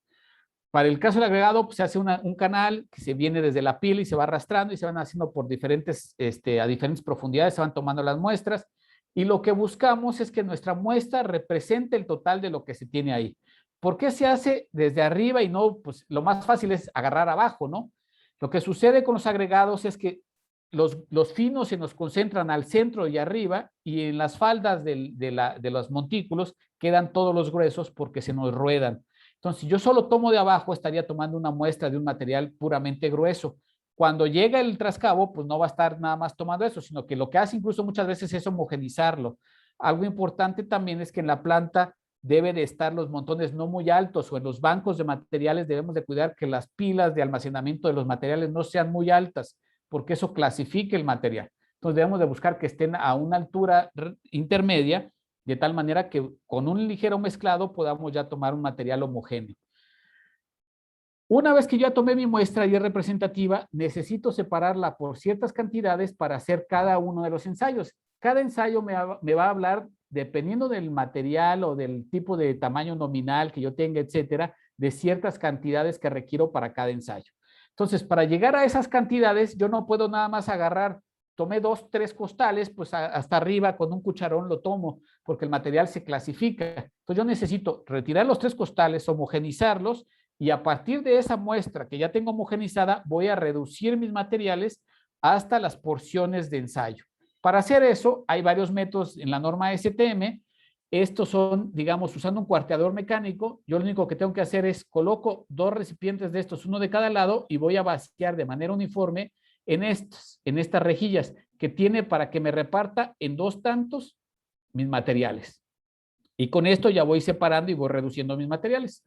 Los siguientes métodos son hacer un cono, en el cual yo lo que voy a hacer es que voy a ejercer, una vez que ya tengo el cono formado, voy a aplicar presión en la parte superior. Esta presión, para lo que me sirve, es para que los finos que están hasta arriba se introduzcan dentro del material, y de ahí lo voy a extender hasta tener más o menos de 4 a 8 veces lo que viene siendo el diámetro en relación a la altura. Lo corto en 4 partes y voy a tomar los extremos opuestos. De estos extremos opuestos los combino, genero una sola muestra que va a ser más o menos de la mitad. De esa mitad la vuelvo a cuartear, la vuelvo a reducir hasta que yo llegue a los tamaños o a los pesos que me marca para cada uno de los ensayos. ¿Cuáles son esos ensayos? Este ya lo conocen perfectamente, es para hacer la granulometría. No es más que una serie de tamices que están apilados de mayor abertura a menor abertura de forma descendente. Se puede hacer de manera mecánica con estos, hay algunos ultrasónicos, hay algunos otros, se puede hacer de manera manual. De cualquier forma, si lo hacen de manera mecánica, se requiere una rectificación en la que nos dice la norma que después de 1 minuto no pasa más del 1% del agregado. Entonces, lo que hacemos es determinar cuáles son los pesos retenidos en cada una de las mallas para cada uno de los materiales. Y calculamos los porcentajes que pasan, y nos van a servir precisamente para tener la distribución granulométrica de los materiales y poderlos combinar y encontrar una combinación de grava, arena y gravas gruesas, gravas más finas, arenas, etcétera. Podemos combinar la cantidad de materiales que requeramos. ¿Ok? La idea es que cumplamos con las granulometrías que nos marca la normativa. ¿Por qué tenemos que cumplir con esas granulometrías? Esas granulometrías nos garantizan la compactabilidad y el acomodo que requerimos en los materiales. Si nosotros no tenemos no seguimos o nos mantenemos dentro de esos rangos, vamos a generar materiales que no van a cumplir con las características que buscamos. Y dependiendo si requerimos mezclas densas, abiertas, discontinuas, tipo SMA, capas de rodadura, CASA, slurries y demás, cada uno tiene ciertas granulometrías que debemos de cumplir, que van a depender de las funciones que tiene cada una de ellas y de las características que nos maximiza precisamente el seguir esas granulometrías. Muy bien. Esta, les decía, yo creo que no hace falta mucha presentación en suelos, en concretos, en cualquier tipo de material que analicemos, necesitamos ver su granulometría para ver la distribución de tamaños. Estas 2 pruebas se corren de manera por igual para cualquiera de los 2 materiales, tanto finos como gruesos. Para el agregado grueso, las pruebas que vamos a realizar ahora son estas. Para revisar tanto si nos va a servir que tenga algún problema de calidad, como también algunos parámetros que nos van a servir para su diseño, como era la granulometría. Además de que cumpla con ciertos valores, necesitamos también poder tener esos valores para poderlo combinar. El siguiente es la densidad específica, o gravedad específica, perdón, del agregado grueso. Para esto vamos a colocar nosotros agregado, es un tanto raro, lo vamos a secar y después lo vamos a saturar. Suena raro. ¿Por qué hacemos esto? Lo que queremos es ver la absorción que tiene el agregado en este periodo de 20 a 24 horas. ¿Ok? Eso es lo que yo quiero saber, qué tanto absorbe. Si el agregado viene con humedad, me va a absorber diferente a que si viene y yo después lo seco, va a tener una mayor cantidad de agua o menor cantidad de agua. Pero yo quiero tener claro cuál es la absorción que presenta en este lapso de tiempo. Antes en México incluso por ahí lo saturábamos por ebullición, lo cual obviamente pues lo hace que se sature muchísimo más rápido y lo saturamos por completo. Pero la normativa establece que tiene que ser de esta forma en este lapso de tiempo para que sea incluso reproducible por cualquiera, porque si no yo corro un ensayo y me da a mí una absorción, alguien más lo corre diferente o lo toma diferente y no podemos comparar resultados.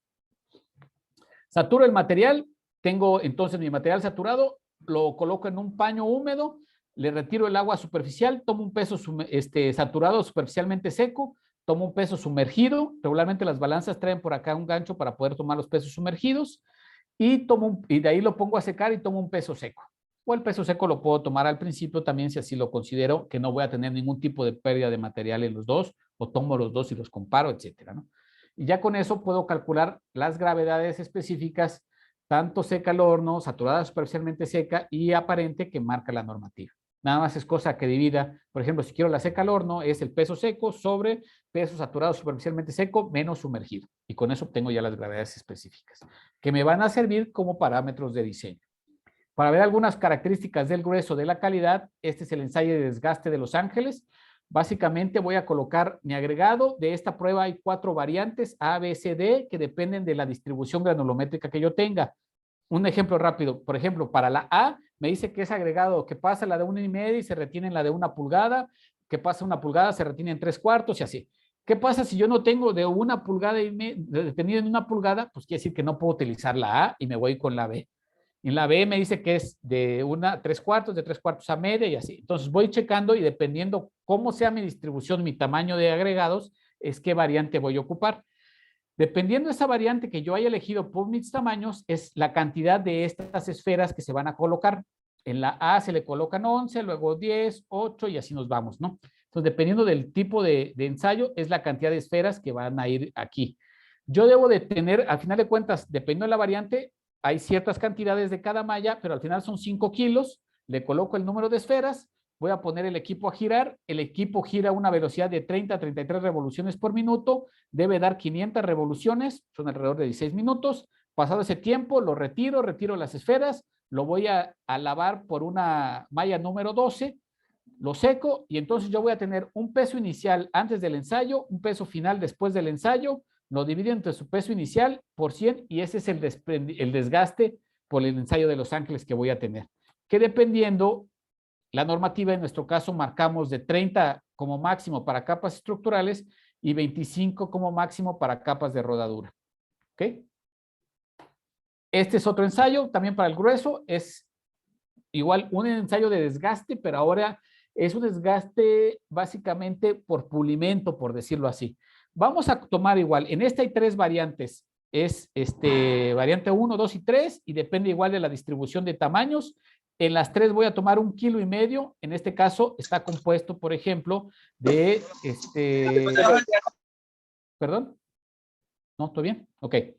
Coloco mis tamaños, coloco 1,5 kilos, le voy a introducir estos balines que igual son de dimensiones de 1/8 de pulgada. Le voy a colocar una carga abrasiva de 5 kilos. Voy a colocar mi agregado, lo dejo saturando con 1 litro de agua por 2 horas y pasado ese tiempo pongo a correr el ensayo. El ensayo, dependiendo de la variante, va a durar 90 minutos, 105 minutos o 120 minutos. Pasado ese tiempo, al igual que en el de Los Ángeles, lo limpio, retiro los balines, lo paso por una malla número 16, lo lavo, lo seco y entonces veo también peso inicial menos peso final, entre peso inicial por 100 y es el desgaste por el ensayo de microdeval que presenta el agregado. Si se fijan aquí, ven este agregado cómo está. Cuando termine el ensayo, todas las aristas quedan redondeadas, parece agregado de río. Entonces, en el ensayo de Los Ángeles, lo que voy a ver un poco es cómo se me puede degradar mi material por el proceso de construcción de la carpeta. Al momento de que llega, que golpee el agregado cuando se está mezclando, cuando pasa la plancha y la compacta, cuando pasa el rodillo y la compacta, cómo se me puede degradar y cómo me puede cambiar. Y me habla un poco más de la susceptibilidad a pulirse del agregado. ¿Qué tanto se me puede ir puliendo una vez que ya está puesto en condiciones de servicio? Estos son los valores que tenemos marcados nosotros. Un valor 18 máximo de desgaste para capas estructurales y 15 para capas de rodadura.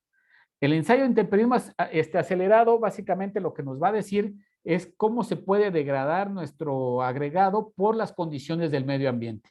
Lo que se hace es que se genera una solución de sulfato de sodio o de magnesio, se van a dejar sumergidos los agregados y se colocan ciclos de inmersión y de secado. Lo coloco, lo dejo sumergido 16 horas, lo escurro, lo meto al horno y de ahí otra vez lo saco, lo vuelvo a sumergir y voy sacando. ¿Qué es lo que debo de buscar? Que se formen unos cristales de estas soluciones. La solución se introduce dentro de los agregados y la formación de los cristales va a buscar romper y fracturarme el agregado. Entonces, lo que veo con esto es que tanto se me puede degradar por efectos un poco de la intemperización. Vamos a analizar las caras fracturadas del agregado, es decir, qué tan redondeadas están o qué tan fracturadas están las caras.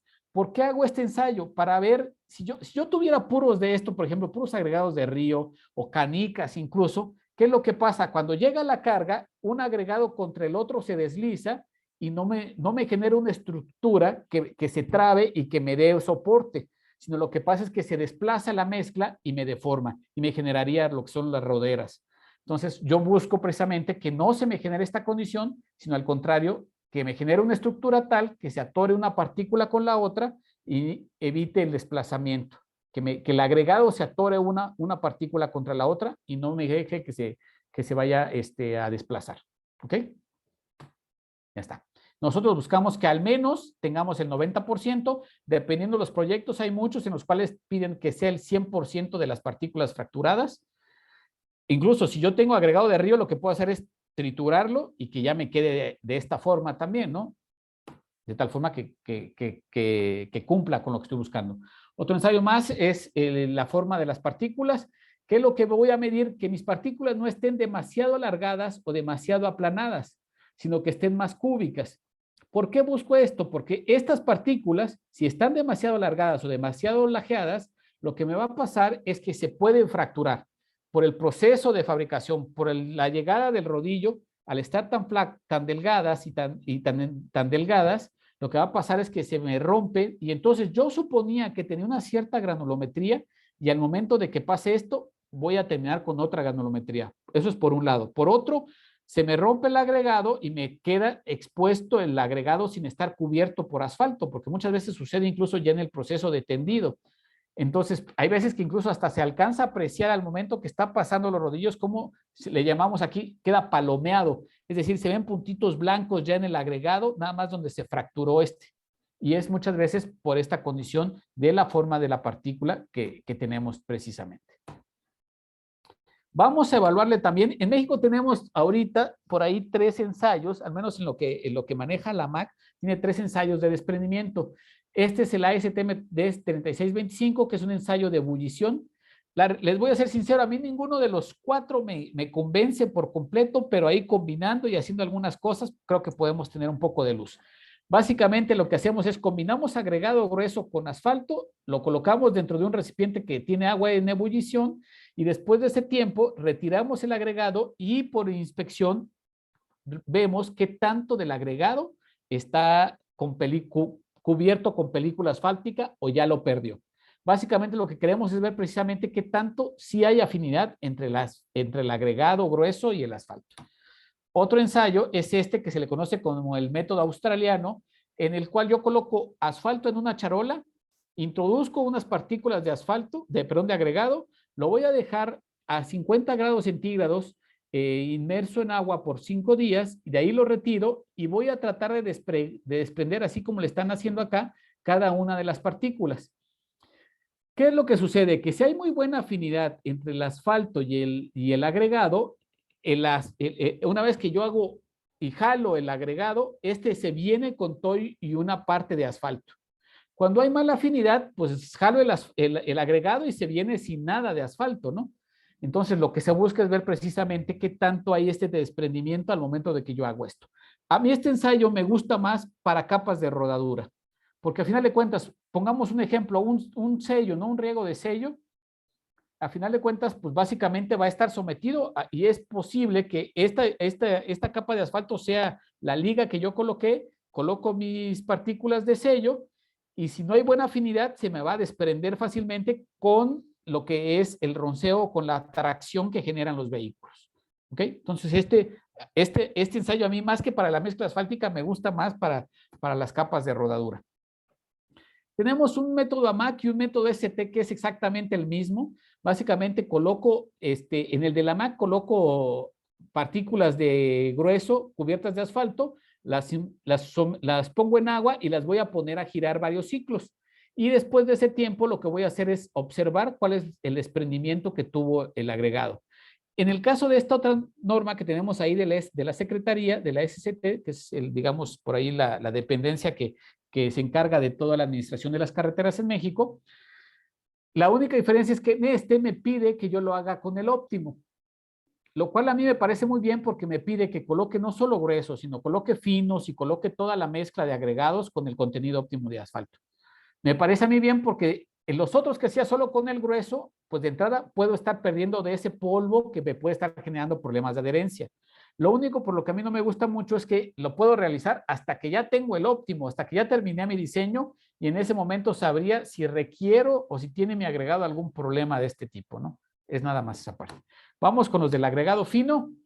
El ensayo de densidad es lo mismo que un ensayo de densidad para suelos. Se puede hacer de manera volumétrica o de manera gravimétrica. Tenemos un matraz volumétrico o un matraz Le Chatelier.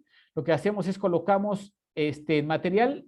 La diferencia es que para llevarlo a la condición saturada superficialmente fino, lo que vamos a hacer es colocar nuestro material, llevarlo a esa condición y le vamos a colocar agua, se le pone un 7% en una bolsa, se deja por 24 horas saturar y después de ese tiempo vamos a colocarlo en una charola a ir viendo que vaya perdiendo agua, colocamos un cono truncado de manera inversa y le vamos a dar 25 golpes. Si después de esos 25 golpes, al momento de retirar el cono, se nos desliza ligeramente las paredes, quiere decir que ya está en una condición saturada superficialmente seca. Cuando no está superficialmente seca, el agua, la cohesión que le genera el agua, evita que se dé esa caída. ¿Qué es lo que yo hago? Que yo compacté al centro, pero las paredes no, y se me debería de caer cuando ya no hay agua. Entonces, hasta que se me dé esa condición, ya está en la condición saturada superficialmente seca. De ahí lo introduzco dentro del matraz, le coloco agua y básicamente voy a tomar, al igual que en el grueso, pesos secos. Como es un matraz volumétrico, igualo volúmenes, tengo el peso del matraz solo con agua, el peso del matraz con el material y tengo el peso del material saturado superficialmente seco y el seco. Y con eso hago los cálculos. Este ensayo sí es muy interesante, que es el de azul de metileno. Nosotros no lo copiamos en México, no lo copiamos de los Estados Unidos, sino lo copiamos de los franceses. Y es un ensayo muy bueno que permite ver la afinidad de los agregados finos con el asfalto. ¿Qué es lo que hace? Que básicamente me permite que cuando yo tengo materiales como las arcillas o como algunos otros que tienen ciertas características que van a provocar problemas de afinidad, estos materiales absorben mucho y entonces también absorben lo que es el azul de metileno. Entonces lo que yo hago es ir colocando gotas en un papel filtro Walmart número 40 y voy a ir colocando. ¿Cuándo voy a detenerme de colocar gotas? Cuando el azul de alrededor me genere una aura de un tono azul claro. Entonces tomo una gota, no se ha presentado, le agrego 1 mililitro de azul de metileno. Lo dejo agitar 1 minuto, vuelvo a tomar otra gota, no se ha presentado todavía, le agrego otra gota y es titulación básicamente como en cualquier experimento químico, ¿no? Voy agregándole 1 mililitro y lo voy agitando 1 minuto.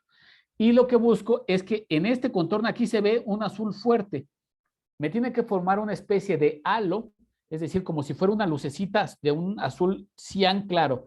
Ahí lo que me dice es que el agregado ya no puede retener más azul y lo está dejando libre.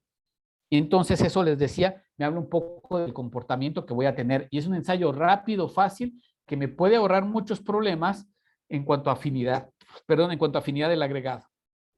El ensayo equivalente de arena, ustedes ya lo conocen también. Es un ensayo en el cual voy a tomar un material, coloco en una cápsula de dimensiones definidas, que son de 57 milímetros, de un volumen de 90 milímetros cúbicos, y los voy a colocar en estos recipientes. Para esto yo necesito soluciones de reserva y de trabajo. Le coloco la solución de trabajo, coloco 4 pulgadas, de ahí introduzco mi material. Después de eso voy a aplicar una especie de lavado por medio de un aspersor que voy a introducir dentro de la bureta y voy a ir retirando los finos de tal manera que entren en suspensión y se empiecen a elevar. Una vez que hice esto, coloco este contrapeso y voy a tomar lecturas de la arcilla y de la arena y a determinar el valor. Estoy cortándole un poquito esto porque es un ensayo que seguramente ustedes ya conocen y que no tiene mucho sentido. La prueba de angularidad, no sé si la han desarrollado. Ven que nosotros checábamos las formas de las partículas en los agregados gruesos. Checamos las caras fracturadas, checamos si era anguloso, si estaba además lajeado y alargado. Para el ensayo del agregado fino, pues no vamos a ir con una lupa a revisar arenas del material que retiene la malla 100 o la 60, etcétera, para ver cómo están las formas de las partículas, sino lo que hacemos es este ensayo de angularidad en el cual vamos a colocar 72 gramos perdón, 170 gramos de material, y lo que vamos a hacer es, teniendo el volumen de este material y dejándolo caer a una cierta altura, pues vamos a ver el acomodo que tiene ese material. Y dependiendo de su acomodo, vamos a determinar de manera matemática cuál es la relación de vacíos y por lo tanto cuál es la angularidad que tiene esa fracción fina. Muy bien. ¿No? Finalizamos con los agregados. Básicamente, los que no cumplan, en teoría deberíamos desecharlos, ¿sí? Buscar otras fuentes, otros agregados y demás. Pero en algunos casos, pues también podríamos revisar si haciendo alguna combinación de agregados podríamos mejorar estos requisitos para buscar que sí cumplan los agregados, ¿no? Entonces, de pronto, si tengo un agregado que está muy lajeado, es algo que la trituradora puede corregir. No muchas veces lo hacen, al menos en México les vale a veces, pero esto es porque eso va a generarles también una cantidad de material fino producido que luego no saben qué hacer con él, pero se puede corregir. Entonces, podríamos buscar alguna forma de solucionar algunas de las características, pero en algunos casos, pues tendrá que ser, si tenemos la posibilidad de cambiar a otro agregado, y si no se tiene, pues ver de qué forma se mitiga su efecto. Su efecto. ¿Dudas, comentarios de los agregados? Estábamos chateando por interno, Inge, con los estudiantes, estaba validando, me confirman que han visto algunos de ellos en materiales de construcción. Sí. Sí, la realidad es que yo creo que la mayoría de estos, salvo algunos, son, por ejemplo, cuando usamos agregados para concretos, pues el desgaste de Los Ángeles, lo que son las pruebas de equivalente, son pruebas que suelen hacer, ¿no?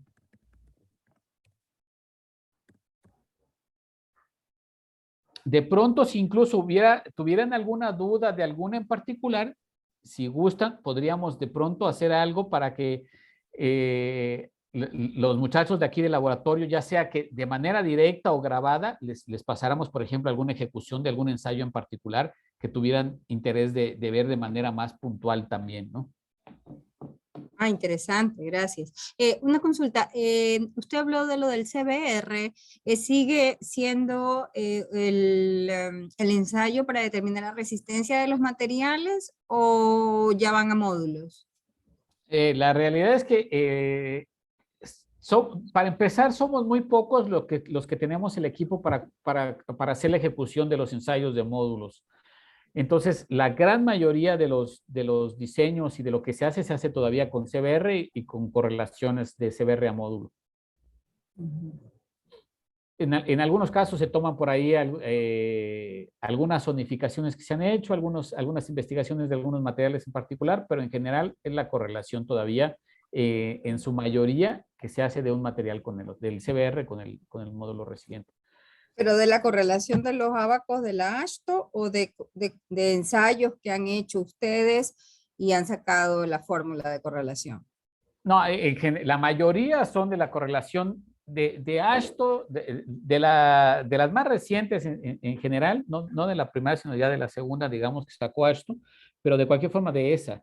En la mayoría aquí manejamos algo que son, por ejemplo, concesiones para algunos tramos de la red, que caen en alguna empresa que tiene que conservarla, y la tiene bajo su cargo por un cierto periodo de años. Ellos sí han hecho ya algunos estudios más puntualmente y sí tienen algunos diseños ya con módulos resilientes y con algunas otras pruebas, módulos dinámicos, módulos fatigas y otras cosas, pero porque digamos a ellos les interesa para que los trabajos que van a realizar en su concesión, pues les duren realmente mucho tiempo. Si hablamos de los que son, digamos, por medio del gobierno, la realidad es que todo es correlación.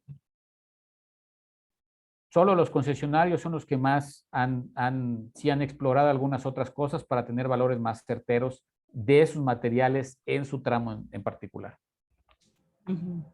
El ensayo ese que presentó de ebullición del agregado con el ligante, ese se relaciona con la pregunta que hizo el estudiante previamente, cuando identificaba o preguntaba sobre el efecto del agua de pronto en la mezcla. Nosotros en Ecuador, en la normativa local, ese ensayo es el que se lo hace en referencia. ¿Usted qué opina de si sirve o es muy empírico? A mí en particular ese no me gusta muchísimo, la verdad. En la norma STM, para empezar, no establece nada, no dice qué cantidad de asfalto se le debe colocar, por ejemplo, ¿no? Y eso es crítico en el desprendimiento que va a presentar el material. Si yo le pongo un 2%, si le pongo un 2.5, si le pongo 1.8, si le pongo, depende de la cantidad que yo le ponga, va a ser que yo logre ver un desprendimiento o no observe absolutamente nada. La verdad es que a mí ninguno me gusta mucho, pero ese yo creo que menos, como que no se alcanza a apreciar prácticamente Claro. nada realmente del desprendimiento. Si yo le pongo poco, sí puedo ver desprendimiento, pero si de pronto le pongo un poco más, y depende de la absorción que tenga mi agregado. Entonces, no hay, al menos en México, no, se partió de ponerle un 2.5 para algunos, para poderlo evaluar y tener algunas cosas. Pero la realidad es que hemos visto que hay agregados que presentan problemas de adherencia y que corremos ese ensayo y nos dice que están muy bien. Ah, ya. Otro que también mencionan acá que dice que para tratar de correlacionar efecto del agua es el de la atracción indirecta. No Sí. sé su experiencia, si nos comenta algo sobre Sí, claro que sí. Si me permiten, les enseño ahorita de Ajá, una vez el ensayo también y ya ya. incluso y les comento de una vez de ese precisamente. ¿Les parece? Sí, gracias. Perfecto. Bueno, vamos ahora a las mezclas. Lo primero que necesitamos hacer una vez que digamos, yo ya hice mi diseño, no era digamos, la intención de este curso, el que viéramos precisamente todo lo que esté en medio de cálculos, combinaciones y demás, sino más que nada los ensayos. Y entonces lo que tendríamos que hacer, ya que tengo una propuesta granulométrica o tres propuestas o varias propuestas granulométricas, es generar una inversa en la cual yo tome la grava, el sello, la arena, la grava gruesa, etcétera, y las combine bajo ciertas cantidades de peso y me dé, digamos, la granulometría que estoy diseñando. Lo que voy a hacer es que la voy a colocar en una charola y la voy a meter a calentar a la temperatura de mezclado. Y lo mismo voy a hacer con mi asfalto. Una vez que yo ya tengo las temperaturas de mezclado, lo que voy a hacer es dosificar al agregado la cantidad de asfalto. Regularmente la cantidad de asfalto inicial la determinamos por medio de algunas operaciones o si ya conocemos el agregado, pues ya podemos decir qué cantidad más o menos tenemos de punto de partida.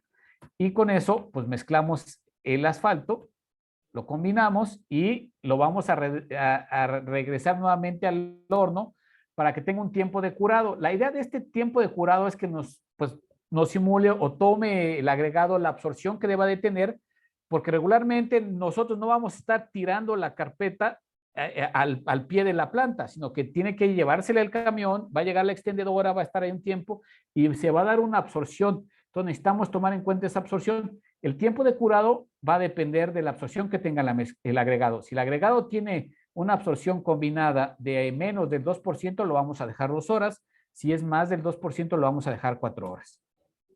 Pasado ese tiempo, calentamos todas las partes del compactador. Este es de un compactador giratorio, las imágenes que ven acá. Vaciamos, colocamos un papel filtro en la parte inferior y en la parte superior, lo introducimos dentro del compactador. El compactador nos va a aplicar un ángulo externo de 1.25 o de 1.16 interno. Se aplica una presión de 600 kilopascales y vamos a ir aplicando una serie de giros. La idea del compactador giratorio es que nos simule de una mejor forma lo que va a pasar en campo. Cuando nosotros compactamos con el Marshall, pues el Marshall lo que hace es que da impactos, ¿no? Golpea 50, 75 golpes por cara, le damos la vuelta, etcétera. El problema es que el rodillo no va brincando sobre la carpeta, sino lo que va haciendo es que va aplicándole un amasado. Y de hecho, este ángulo se supone que es el ángulo que se forma entre la carpeta y el rodillo tándem. El ángulo del que tiene el compactador giratorio, la idea es que sea precisamente ese. Entonces, la teoría nos dice que realmente pues, simula mejor el acomodo que le va a dar el rodillo a la carpeta en campo con lo que hace en el laboratorio, ¿no? Estas son algunas marcas de algunos modelos de algunos compactadores giratorios. Y lo que vamos a hacer nosotros, vamos a compactar especímenes dependiendo de lo que vayamos a hacer. Si son para diseño, vamos a compactar más o menos probetas de esta altura, de 6 pulgadas. Para la que es la de tensión indirecta, son de 4 pulgadas, de 63,5.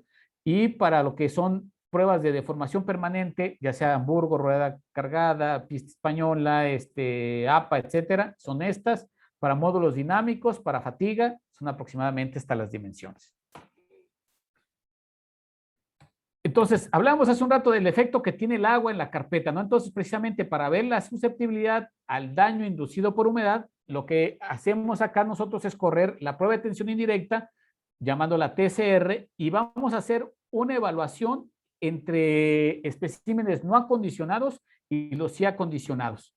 Entonces, aquí está puesta, la tenemos como recomendación AMAC, hay una norma AASHTO también, hay una ASTM del ensayo. Básicamente, ¿qué es lo que vamos a hacer? Vamos a compactar nuestra mezcla, vamos a buscar vacíos de 7 más menos 0.5, vamos a tener 2 juegos que estén más o menos los vacíos equilibrados. A un juego lo vamos a saturar del 70 al 80%, vamos a aplicarle un congelamiento de 16 horas y después un acondicionamiento a 60 grados por 24 horas. Vamos a aplicar el ensayo de tensión indirecta, que esta velocidad, si recuerdan, es la misma con la cual ensayamos estabilidad y flujo en Marshall. La corremos a 25 grados y hacemos una inspección visual. ¿Ok? Entonces, este es un poco más detallado un poco el proceso, ¿no? De tener el contenido de asfalto, compactamos, saturamos, buscamos los vacíos, tenemos 3 especímenes secos y vamos a acondicionar 3, dijimos de 70 a 80% de saturación. Y de ahí las vamos a poner a congelar por 16 horas, después acondicionamos a 24 horas a 60 grados y por último a 25 grados 2 horas y hacemos el ensayo de tensión indirecta. ¿Ok? ¿Qué es lo que hacemos con Nada más revisar de los acondicionados cuál es el promedio de su resistencia y dividirlo entre el promedio de la resistencia seca. Y más que nada veremos si el mínimo requerido se cumple, que es alrededor de un 80%. De esto, ¿qué experiencia tengo yo? La verdad es que sí llega a identificarse precisamente mezclas que tienen un alto potencial al daño por la humedad. Sí se ve claramente cómo se reduce la resistencia de una a otra. Y además, al momento de que hacemos la inspección visual, podemos ver muchas veces que hay pérdida de película asfáltica. Es decir, me queda el agregado descubierto porque hay problemas de afinidad entre el agregado y el asfalto. El ensayo no solo me mide la parte de los esfuerzos de cómo se da esta presión y cómo me va a generar un problema también, sino también ya me presenta los desprendimientos que pueden darse dentro de la carpeta por pérdida de película. Aunque creo, si nosotros corremos una prueba, por ejemplo, de rueda cargada de Hamburgo, que a la vez me mide deformación permanente, también me va a estar midiendo susceptibilidad a la humedad. Cuando nosotros vemos una gráfica de rueda cargada de Hamburgo, me voy a ir a esa parte. Aquí tenía unos cálculos, la verdad es que estos no tienen mucho caso. Este es los ensayos de rueda cargada de Hamburgo. Lo que yo hago es, coloco probetas, puede ser un slab, un rectángulo, una probeta de 10 pulgadas, o puedo tener 2 de 6 cortadas 6 milímetros y empatadas una contra la otra. Y lo que voy a hacer es que le voy a dar una serie de número de pasadas. En México tenemos, ya sea por el asfalto grado PG o por el nivel de tránsito, el número de pasadas que le vamos a dar. En cualquiera de los casos, la deformación no debe ser mayor a 10 milímetros. Y esto me mide en sí lo que es la deformación permanente. Pero cuando yo veo la gráfica de este ensayo, regularmente va a tener esta forma. Cuando la gráfica hace esto y después da una vuelta, me habla precisamente que hay un daño por humedad. Y puedo calcular precisamente en dónde está este punto de inflexión y saber qué tanto me va a dañar. Y en la prueba, como se corre a 50 grados centígrados y con una carga y demás y en presencia de agua, puedo ver precisamente cómo de pronto en toda esta zona se me empiezan a acumular finos que no son afines al asfalto y cómo el agregado se me va desprendiendo o me va perdiendo película y etcétera. Entonces es un ensayo bastante bueno porque además de que puedo ver precisamente la deformación, me permite también ver la susceptibilidad al daño por humedad. Ok. No sé si con esto respondí, Sí. doctora, su pregunta. Sí, sí, hasta más, porque ni me había acordado de la rueda de Hamburgo. Creo que acá hay una sola universidad que tiene, interesante. La usan también para la parte de, no tratamiento, micropavimentos, este ensayo, o solamente para carpetas.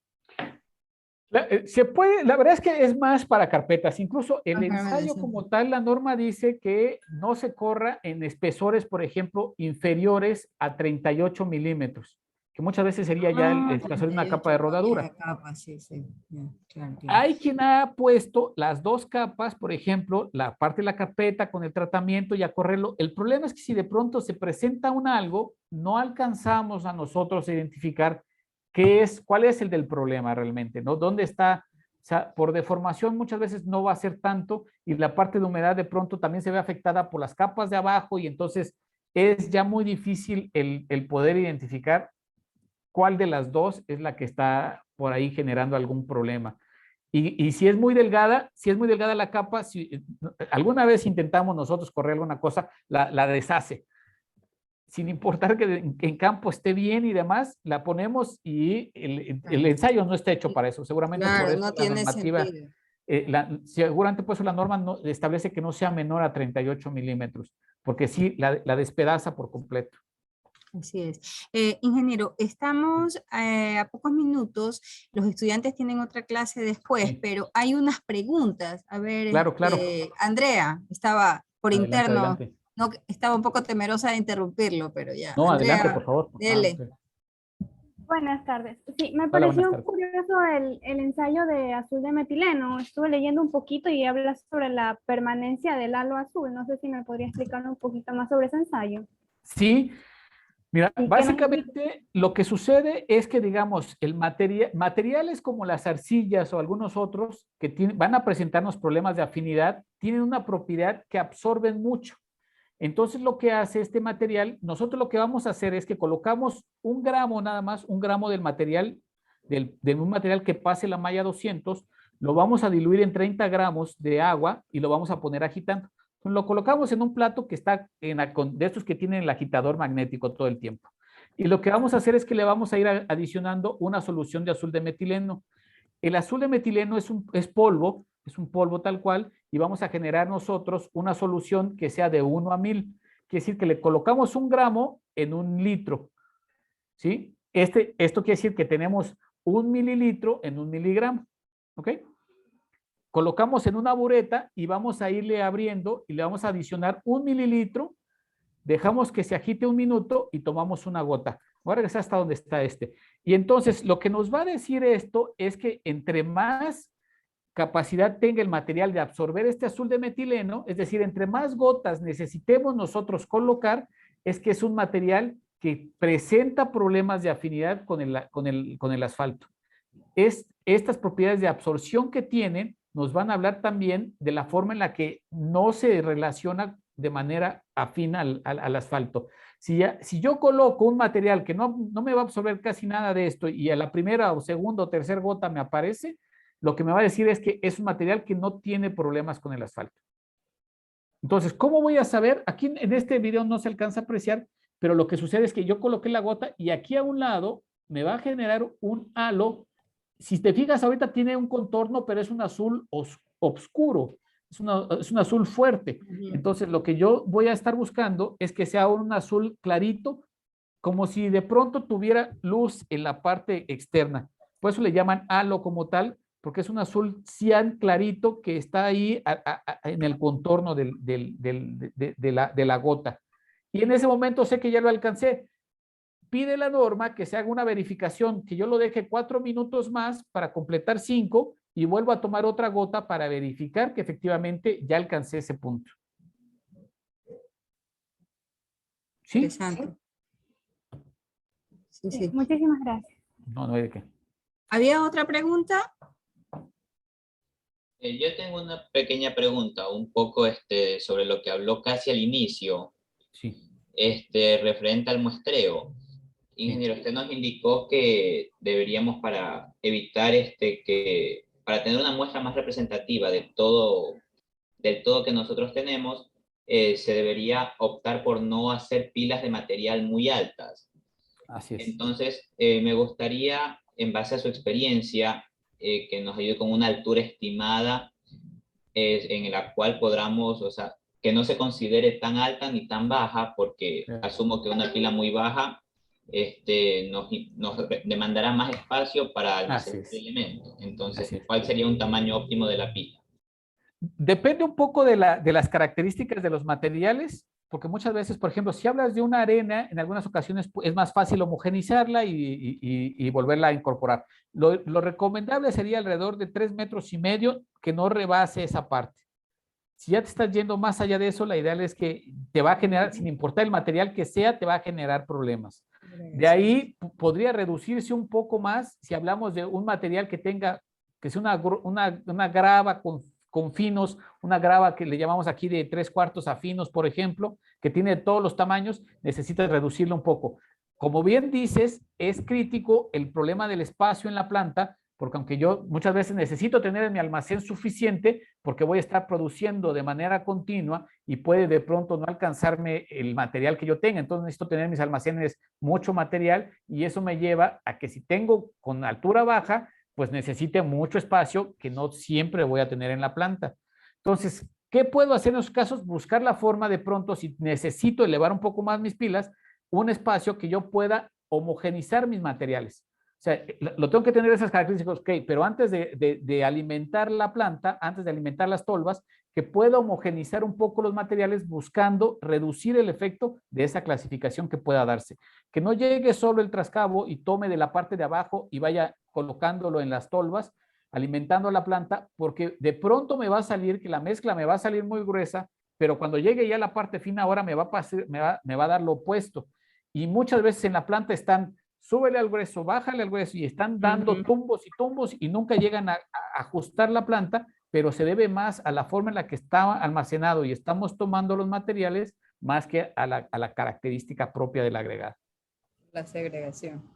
Así es. Ingeniero, pero usted sí que ha sido una fuente de información, una Biblia andante. He estado fascinada con todo lo que me ha contado, unas cositas por ahí que ya se me habían olvidado, también me recordó. Quería agradecerle en nombre del curso, pero ya el señor Steven Verdesoto me dice que él va a tomar la palabra. Sí, ingeniero. Al igual que como lo menciona nuestra ingeniera, yo también completamente fascinado por, igual que todo el curso, por su dominio del tema y por la forma en la que nos explicó. Considero yo que fue bastante claro y bastante preciso con los detalles que nos dio. Entonces, a nombre del curso, infinitamente agradecido por habernos brindado esta charla y por haber ayudado a nuestra formación profesional.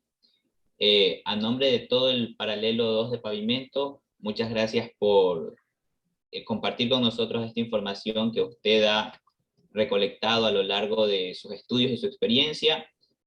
Sentimos que es de gran aporte y nos gustaría que pueda en algún momento también seguir expandiendo sus conocimientos con nosotros. Gracias, les agradezco a todas las palabras. Créanme que es más que satisfactorio el saber que puede uno aportar algo y el compromiso está ahí adelante. Ahora sí que por ahí la doctora tiene el contacto de Roberto y la verdad es que pues cuando gusten estamos más que dispuestos a apoyarlos en lo que requieran, cuando lo requieran. Les digo, la verdad es que cualquier tema que tomemos, incluso hasta una sola prueba, nos podemos quedar aquí hablando mucho tiempo de resultados, de cosas, de efectos y demás, de lo que sea. Y esto de los pavimentos, pues es inmenso, ¿no? Entonces, de mi parte, cuando gusten, estamos a su disposición, nos ponemos de acuerdo y lo que podamos apoyarlos, adelante. Muchas gracias a la empresa Ceviter. Mire, la encontré de casualidad en las publicaciones a través de Twitter y ahí hicimos el contacto. Así que sumamente agradecida por la difusión y la deferencia con mis estudiantes de Ecuador. Ingeniero, muchas gracias.